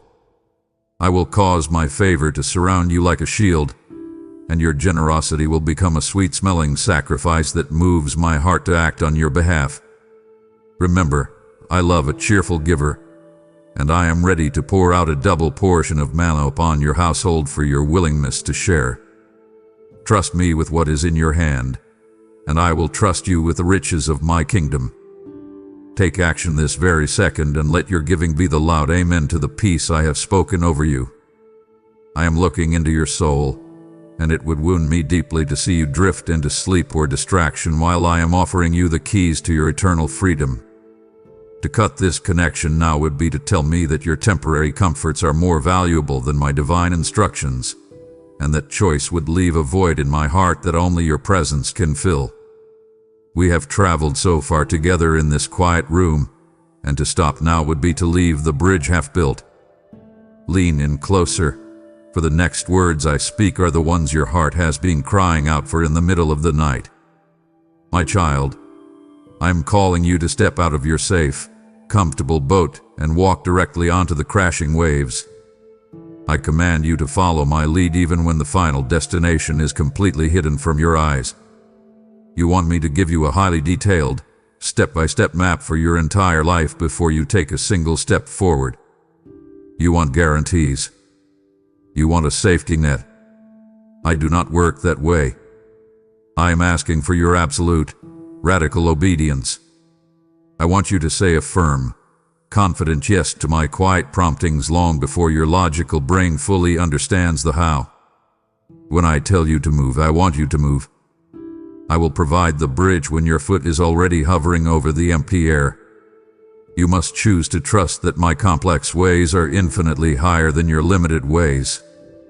You look at your situation through a tiny keyhole. I am looking at the entire universe from above. When a door brutally slams shut in your face, when a relationship suddenly ends, or when a job fires you, your first instinct is to panic and fight back. I command you to stop and look at me. Sometimes I violently close a door to save your life. I need you to absolutely obey the small, quiet nudges of my spirit to properly prepare for the massive, impossible tasks ahead. I tell you to call that lonely friend. I tell you to give that specific amount of money. I tell you to bite your tongue and apologize when you know you are right. Obey me in the small things. If you will not obey me when the stakes are incredibly low, I can never trust you with the massive weight of your true destiny. I want you to let your rapid, unquestioning obedience be a loud, undeniable sign of your deep love for me. Do not just sing songs to me. Show me you love me by doing exactly what I ask, even when it completely terrifies you. Your logic will try to talk you out of your miracle every single time. It will tell you that you look stupid. It will tell you that you will fail. Ignore the logic of men. Move instantly when I say move. Pack up your tent and march. And just as importantly, stay exactly where you are when I say stay. Even if the fire is burning around you, if I have not told you to run, you stand firm. I am walking right beside you, and my radical commands will always lead you into radical, mind-blowing freedom. My child, look closely at your hands right now. I see how tightly your fists are closed. You are holding on to your money, your time, and your resources with a white-knuckled grip because you are absolutely terrified of running out. I see you staring at your bank account late at night, feeling that cold knot of panic form in your stomach as you calculate the bills for the coming month. The world screams at you to hoard everything you have, to build higher fences, and to protect your own pile at all costs. I command you right now to completely reject that suffocating spirit of fear. I want you to practice radical, uncomfortable generosity without a single moment of hesitation. You must physically open your hands. Release what is in your hands so I can freely release the massive abundance that is currently waiting in mine. I command you to become a wide, flowing conduit of blessing to the poor, the broken, and the marginalized people walking right past you every day. Do not look away from the person asking for help on the street corner. Do not ignore the single mother in your neighborhood who is desperately struggling to feed her children. When you step in and help them, you are actually stepping in and serving me. You must break the suffocating, toxic power of mammon over your life by deliberately giving with a cheerful, open heart. Mammon is a dark spirit that wants you to worship your money, to let your bank balance dictate your mood, and to make you believe that your ultimate security comes from a paycheck. I am your ultimate security. When you give away the very thing you are terrified to lose, you instantly break the heavy chains of greed holding you down. I want you to aggressively invest your temporary resources in things that have deep, eternal significance. A new car will break down. A bigger house will eventually need a new roof. The expensive clothes you buy to impress strangers will fade and tear. But when you invest in a human soul, when you pay for a child's education, when you anonymously cover a struggling family's medical bill, you are building a permanent mansion in my kingdom. You must choose to fully trust that I will supply all your specific, daily needs according to my limitless riches. I own the cattle on 1,000 hills. I am not running out of resources, and I will absolutely not let you starve when you are busy doing my work. I command you to plant fresh seeds of extreme kindness in the actual lives of those who have absolutely no ability to repay you. It is easy to buy a gift for your boss because you want a promotion. It is easy to take a wealthy friend to dinner. I want you to buy groceries for the person who will never be able to return the favor. Give your absolute best to the people the world considers the absolute least. When you start living with this kind of open-handed, radical generosity, I will open the windows of heaven and pour out a blessing so massive that you will not even have enough room to store it. Listen to me very carefully, my precious one. I want you to realize the terrifying power of the words you are constantly speaking. You are walking around with a loaded weapon in your mouth, and you are carelessly firing it off in every direction. I hear the quiet conversations in the break room where you tear down your boss. I hear the incredibly harsh, critical words you snap at your spouse when you are exhausted after a long day. I hear the devastating things you mutter to yourself when you look in the mirror and call yourself a failure. I command you to stop this immediately. You must vigorously guard the words of your mouth. I want you to speak life-giving words that deliberately build up and encourage every single person you meet. I command you to completely refrain from the toxic poison of gossip and the endless, draining habit of complaining. Complaining is an ugly, dark magnet that attracts even more misery into your life. When you complain about your job, your house, or your family, you are essentially telling me that the incredible blessings I gave you are not good enough. You must shut the door on gossip. When a coworker tries to pull you into a nasty conversation about someone else, I want you to physically walk away. Change the subject. Be the person in the room who refuses to participate in tearing another human being apart. Let your yes be a firm, honest yes, and your no be a solid, unapologetic no. Stop making promises you have absolutely no intention of keeping. Stop twisting the truth just to make yourself look better in front of other people. I want you to boldly declare my ancient promises over your actual health, your messy family, and your uncertain future. Your words have the power to create reality. When you wake up feeling sick and tired, do not immediately declare, "I am going to have a terrible day." Instead, open your mouth and declare, "I am totally, completely healed by His stripes, and I have the strength to conquer this day." When your child is wandering off the path and breaking your heart, do not speak absolute despair over their future. Speak my promises over their empty bedroom. Declare that they will return. Declare that they are fully protected. You must tame your tongue, for it literally holds the immense power of life and the crushing power of death. Think about the words that were spoken over you when you were a child, the cruel insult from a teacher, or the harsh criticism from a parent. You still remember them, don't you? They still hurt, decades later. That is how powerful words are. I command you to let your speech be always seasoned heavily with the beautiful salt of grace. When you open your mouth today, ask yourself if your words are building a bridge or burning a house down. Choose to be a person whose voice brings deep, healing medicine to a world that is bleeding to death from cruel words. My beloved, I want to talk to you about a weapon that you have left completely untouched in your spiritual armory. You are constantly coming to me, begging me to break the heavy chains in your life. You are asking me to remove the addiction, to fix the completely broken marriage, to heal the sudden illness, and to give you massive breakthrough in your career. You have prayed, and you have cried, but the mountain in front of you refuses to move. I am telling you today that there are certain massive strongholds that will never, ever leave by simple prayer alone. I command you to embrace the intense, physical power of fasting. You must voluntarily submit your raging physical hunger to your deep, desperate spiritual hunger for me. I want you to deliberately break the demonic strongholds that refuse to leave your life. Fasting is not some ancient, outdated religious ritual for a simple diet to lose weight.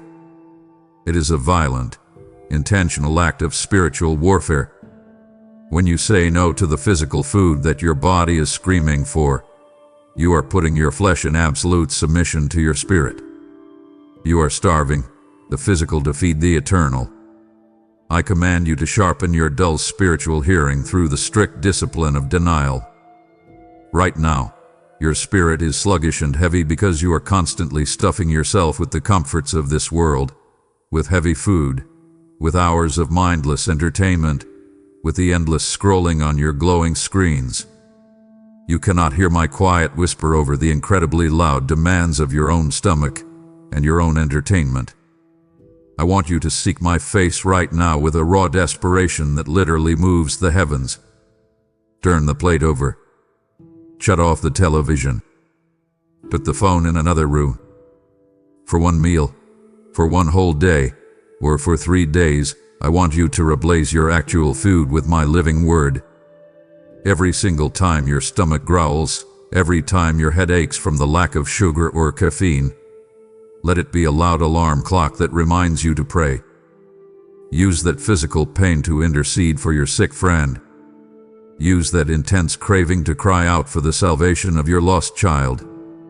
You must allow your demanding flesh to die a little bit so that my powerful spirit may fully lead your life. Your flesh is currently a spoiled, screaming toddler that completely dictates what you do, what you watch, and how you feel. It is time to tell the flesh no. I command you to enter into a focused, deliberate season of consecration to properly prepare for the massive new assignment I have for you. I cannot pour new, powerful wine into an old, dirty, unprepared wineskin. Clear out the physical and mental clutter. Fasting will absolutely break the heavy chains, restore your lost focus, and release a level of supernatural power in your life that you have never experienced before. My child, I am looking at how you are living right now, and I see a deep, painful isolation. You have convinced yourself that it is completely safer to do this life entirely on your own. You have been hurt by people in the church. You have been terribly betrayed by friends who promised they would always be there. So, you build a massive, thick brick wall around your heart. You sit on your comfortable couch. You watch a sermon on a screen, and you tell yourself that this is enough. I am commanding you right now, tear that wall down. You must absolutely not forsake the physical gathering of the saints in these dark and confusing times. You were never, ever designed to fight this brutal war alone. A soldier who wanders away from the platoon is the very first one to be picked off by the enemy. I want you to actively step back into the messy, complicated, beautiful reality of true community. I command you to bear one another's heavy burdens and so fulfill the law of Christ. You cannot bear a burden through a text message. You cannot heal a broken heart by simply liking a post online. You have to show up. You have to sit in the messy living room with a friend who is sobbing uncontrollably. You have to bring a hot meal to the family that just lost their job. I want you to authentically rejoice with those who are rejoicing, even when you are still waiting for your own miracle. And I want you to truly weep with those who weep, sitting in the dark with them when they have no words left to pray. You must aggressively forgive your brothers and sisters exactly as I have perfectly forgiven you. Church is full of broken, imperfect people, and they are absolutely going to disappoint you again. They will say the wrong thing. They will forget to call. When they mess up, I command you not to run away. Do not pack up your bags and go looking for a perfect community, because it does not exist. Stay in the room. Have the difficult, awkward conversation. Offer the grace that you so desperately need yourself. I want you to confidently contribute your unique, incredibly valuable gift to the overall health of the whole church. You are sitting on the sidelines holding back the exact wisdom, the exact comfort, and the exact strength that someone else in the room desperately needs to survive their week. If you withhold your gift, the whole body suffers. I command you to walk in deep, intentional unity with your brothers and sisters, for it is right there, in the middle of that messy unity, that I command the massive blessing. Step out of your lonely isolation today. Make the phone call. Invite them over. Open your messy home and open your guarded heart. You have learned that you are part of a holy body, and a body only thrives when the lifeblood of my word flows freely to every member. I am calling you to strengthen the connections of this community by supporting the mission that feeds your spirit daily through our membership or the support links provided. Every seed you plant is a brick in the wall of protection I am building around the vulnerable and a lifeline to the lonely who are crying out for my presence. As you honor the body, I will honor you, causing grace to abound in your life so that you always have all sufficiency in all things. Do not allow the spirit of lack to whisper lies of not enough when you serve the God of the more than enough. I have appointed this hour for you to step forward as a pillar of this mission, releasing the resources I have entrusted to you for my glory. Hear my voice and act with the authority of a kingdom builder by giving your best support right now. My beloved, we are so close to the finish line, and it would be a profound tragedy if you allowed the enemy to steal your focus at this critical hour. It would grieve my spirit to see you walk away from this altar of grace and return to the heavy chains I have worked so hard to break during our time together. To stop listening now is to reject the full measure of the blessing I have stored up for you, and I cannot bear to see you live one more day in lack. Stay focused, stay awake, and show me that you truly value the heart of your Creator more than the fleeting distractions of the world. Listen to me, my precious one. I want you to stop walking forward while constantly staring backward. You are completely exhausting yourself. I see you dragging a massive, incredibly heavy suitcase directly behind you every single day. Inside that suitcase is every terrible mistake you ever made, every single embarrassing failure, every angry word you ever spoke, and every profound regret that keeps you awake at 3:00 a.m. You are completely obsessed with the what-ifs. What if you had taken the other job? What if you had married the other person? What if you hadn't ruined that massive opportunity? I command you right now to drop the heavy handle of that suitcase. You must deliberately forget those dead things which are permanently behind you and press violently toward the incredible mark I have set before you. I absolutely forbid you to let the heavy regrets of yesterday paralyze your actions today. The enemy loves to take you on guided tours of the graveyard of your past.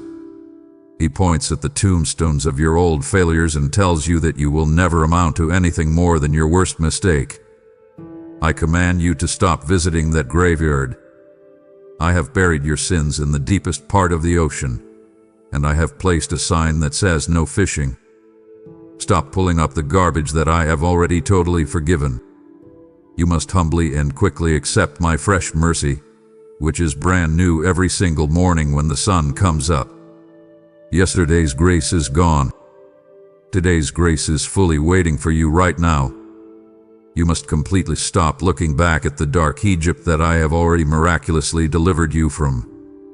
When things get difficult, your twisted human nature wants to run back to the familiar pain of the past because at least it was predictable. You miss the toxic relationship because you are currently lonely. You miss the old, sinful habit because you are currently stressed. I command you to stop looking back at the chains I literally bled to break off of you. If you keep staring at the rearview mirror, you are going to crash the vehicle of your future. I want you to firmly trust that I am actively making all things entirely new in your daily life. I am not repairing your old, broken life with duct tape and glue. I am giving you a completely new heart, a completely new mind, and a completely new future. I command you to violently shake off the dirty dust of your old failures right now. Stand up tall. Wash your face. The story I am writing for you right now is infinitely better than the chapter you just survived. Step squarely into the bright, warm newness of life that I have fully purchased for you. Your best, most powerful days are absolutely not behind you. They are standing right in front of you, waiting for you to simply walk into them. My child, I want you to lift your eyes from your own massive pile of problems for just a moment and look deeply at the world around you.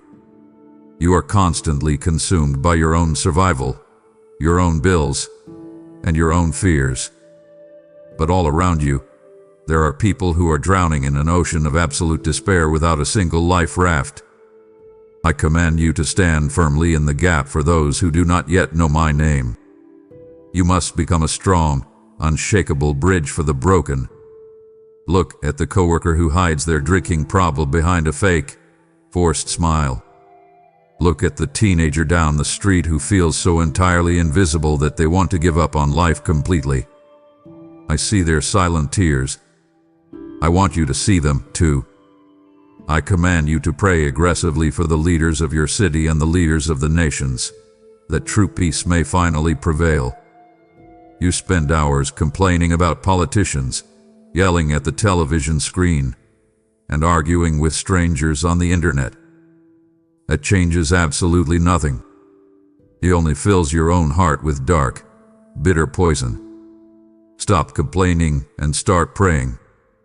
I want you to cry out for the real, miraculous salvation of your family and your neighbors.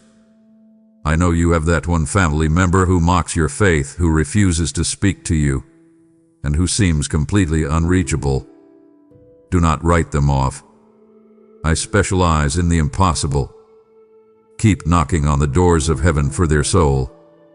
Let my huge, breaking heart for the lost become your own heart's deepest desire. You must petition my throne relentlessly for the total healing of the sick and the suffering. When you hear that a friend has received a terrifying medical diagnosis, do not just send a quick text message with a sad face. I want you to go into your quiet room, get down on your knees, and demand healing in my name.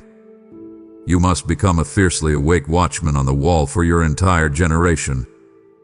The enemy is trying to sweep through your streets, destroying marriages, confusing the youth, and spreading heavy depression.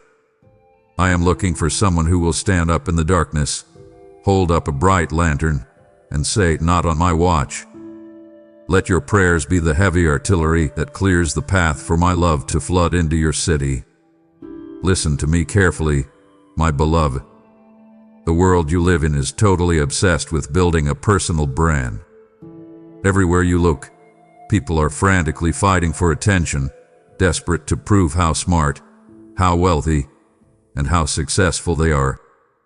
You feel this intense pressure, too. You feel the constant, burning urge to defend yourself when someone misunderstands you. You crave the temporary applause of men, the online likes, and the shiny titles at your job. I command you right now to step completely off that exhausting, endless treadmill of pride. You must deliberately humble yourself under my mighty, protective hand, and I promise you that in my perfect time, I will exalt you. You must recognize, with deep, crushing honesty, that every single good and perfect gift in your life comes directly from me. The breath in your lungs, the specific skills you use at your job, the brilliant ideas that come into your mind, they are not your own doing. You are a vessel. Do not take credit for the rain when you are simply the cup holding the water. I command you to serve other people with the humble, invisible heart of a foot washer. In a corporate world that tells you to aggressively climb the ladder and step on anyone in your way, I am telling you to grab a towel and wash the dirt off your brother's feet. Do the quiet, dirty jobs that absolutely nobody else wants to do, and do them without asking for a single word of praise.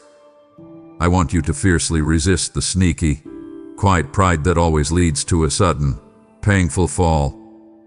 Pride tells you that you are better than the struggling person on the street because you have a steady paycheck. Pride makes you entirely unteachable. I command you to boast only in your complete weaknesses and in my overwhelming, limitless strength. When you admit that you are terrified, when you admit that you have absolutely no idea what to do next, that is the exact moment my power rushes into your life. Stop trying to look perfect. Stop trying to look strong. Seek my eternal glory rather than the cheap, fleeting applause of men. When you finally lower yourself to the ground, you will discover that I am already there, waiting to lift you up higher than you ever could have climbed on your own. My precious one, I need you to wake up and look very closely at the fields right in front of you. You have been walking through a very long, very dark season of painful planting. You have cried bitter tears into the dry soil. You have worked incredibly hard when nobody was watching, and you feel like you have absolutely nothing to show for it. You think the winter is going to last forever. I am telling you right now, lift up your heavy eyes and see that the fields are absolutely white for the harvest. The shift is happening in the spiritual realm right this very second. I command you to violently ready your physical and mental storehouses for the massive blessings I am about to pour out. If I gave you the massive blessing you are begging for today, you would completely drop it because your hands are too full of absolute garbage. You must clear out your life. Forgive the people you need to forgive. Organize your chaotic finances and clean up your daily habits. You must be a strong, tireless laborer who is absolutely not ashamed of the gospel message. When the harvest comes, it is going to bring people to your doorstep who are hungry, confused, and desperately looking for answers. You must be ready to tell them exactly what I have done for you. Do not hide your miracle. I command you to sharpen your tools and carefully hone your skills for my service right now, in the quiet waiting room. If you want to be a writer, sit down and write every single day. If you want to run a business, study how to lead with deep integrity. Do not wait for the opportunity to magically appear before you decide to get ready. The preparation is the exact proof of your faith. I want you to expect a sudden, supernatural increase in your personal sphere of influence. I am going to place you in rooms you are completely unqualified to be in. I am going to put you in front of people who need to hear your specific story. Stay incredibly diligent, keep your hands on the plow, and do not look back, for the glorious time of your reaping is drawing nearer than you can possibly imagine. My child, we are coming to the end of this beautiful conversation, but we are absolutely not coming to the end of our journey together. If you forget every single other thing I have said to you, I command you to burn this one profound truth into your memory. Apart from me, you can do absolutely nothing. You are a branch, and I am the strong, ancient vine. You can try to disconnect yourself and build a successful life on your own. You might even look green and healthy for a few short days, but eventually, you will completely wither and dry out. Your peace, your sanity, your joy, and your very heartbeat flow entirely from your deep, unbroken connection to me. I want you to keep your fragile heart tightly entwined with mine through every single changing season. When the bright summer of success comes, do not forget me in your wealth. When the brutal, freezing winter of loss arrives, do not turn away from me in your deep pain. I command you to boldly trust that I am with you always, even to the very absolute end of the age. You are never walking into a boardroom alone. You are never sitting in a hospital waiting room alone. You are never crying in your car alone. I am breathing the very air inside your lungs. I am holding your right hand with an iron grip that the enemy cannot possibly break. You must wait for my return with a bright, burning heart full of deeply expectant hope. The pain of this broken world is completely temporary. The tears you cry tonight will eventually be wiped away by my own hand. I command you to fully rest right now in the warm, heavy blanket of my unconditional and completely eternal love. I love you exactly as you are, right in this very messy moment. Stop striving. Stop running. Just breathe in my presence. I want you to finish your race well. Keep running through the finish line, for the golden, shining crown of life is already prepared, polished, and waiting perfectly for you. Now, take a deep breath, hold my hand tightly, and let us go conquer this day together. As you abide in me, and my words abide in you, your life must become a fruit-bearing vine that feeds a starving world. I have finished my words to you, but the work of carrying this message to the ends of the earth depends on your willingness to co-labor with me today. I am inviting you to make a final, high-impact declaration of your love by sowing a significant seed through Super Thanks, with a link in the description to keep this fire spreading. This is the ultimate test of your connection to the vine, allowing my life flow to pass through you to bless the masses who are still waiting for their miracle. I will be your shield and your exceeding great reward, ensuring that your cup never runs dry and your light never dims. The harvest is truly plentiful, but the laborers are few. I am commanding you to be one of the few who steps out in radical faith to fund this harvest. Act now. Give with the heart of a child and the power of a king, and watch me finish the work I have started in your life with a glory you have never seen before. Now that I have poured out my entire heart to you, do not let these words fall like seeds on a frozen path. It would be a great sorrow to me if you simply closed this chapter and returned to your old life as if we never spoke. You carry the weight of my glory now, and you have a divine responsibility to carry this flame into the darkness. Do not let my words go to waste. Let the urgency of this moment burn within you, for I have entrusted you with the secrets of my kingdom, and I am watching with great expectation to see how you will honor our sacred bond. My beloved, the season of waiting is entirely over. The hour to act is right now. I want you to draw a firm line in the sand today and publicly silence the enemy before he tries to steal another single second of your divine destiny. Scroll down right now and declare with absolute, unshakable authority in the comments, "I am taking my ground back today." When you type those words, you are not merely leaving a message. You are signing a powerful spiritual decree that completely shatters the heavy chains of your past. Step out, speak up, and aggressively claim your massive inheritance before the darkness even realizes you have risen. Amen.